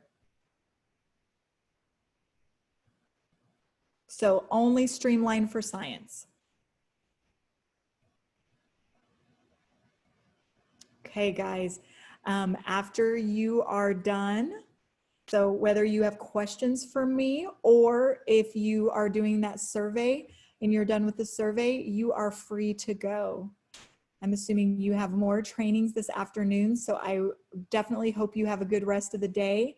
And guys, have a great back to school. Your kids are so excited to see you, whether you're in person or remote. They are so excited to have you.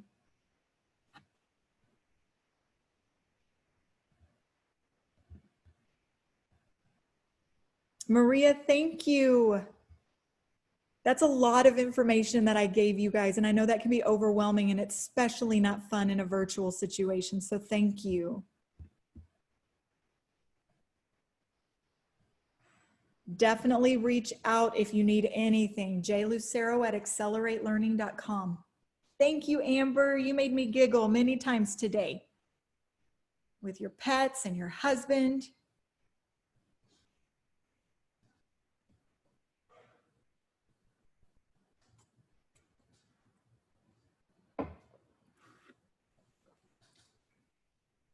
Amber, you might be the only person that worries about the blinds being open so that your dog can sleep. That's pretty hilarious. Oh my gosh, I'm going to stop that recording now. Thank you for asking that.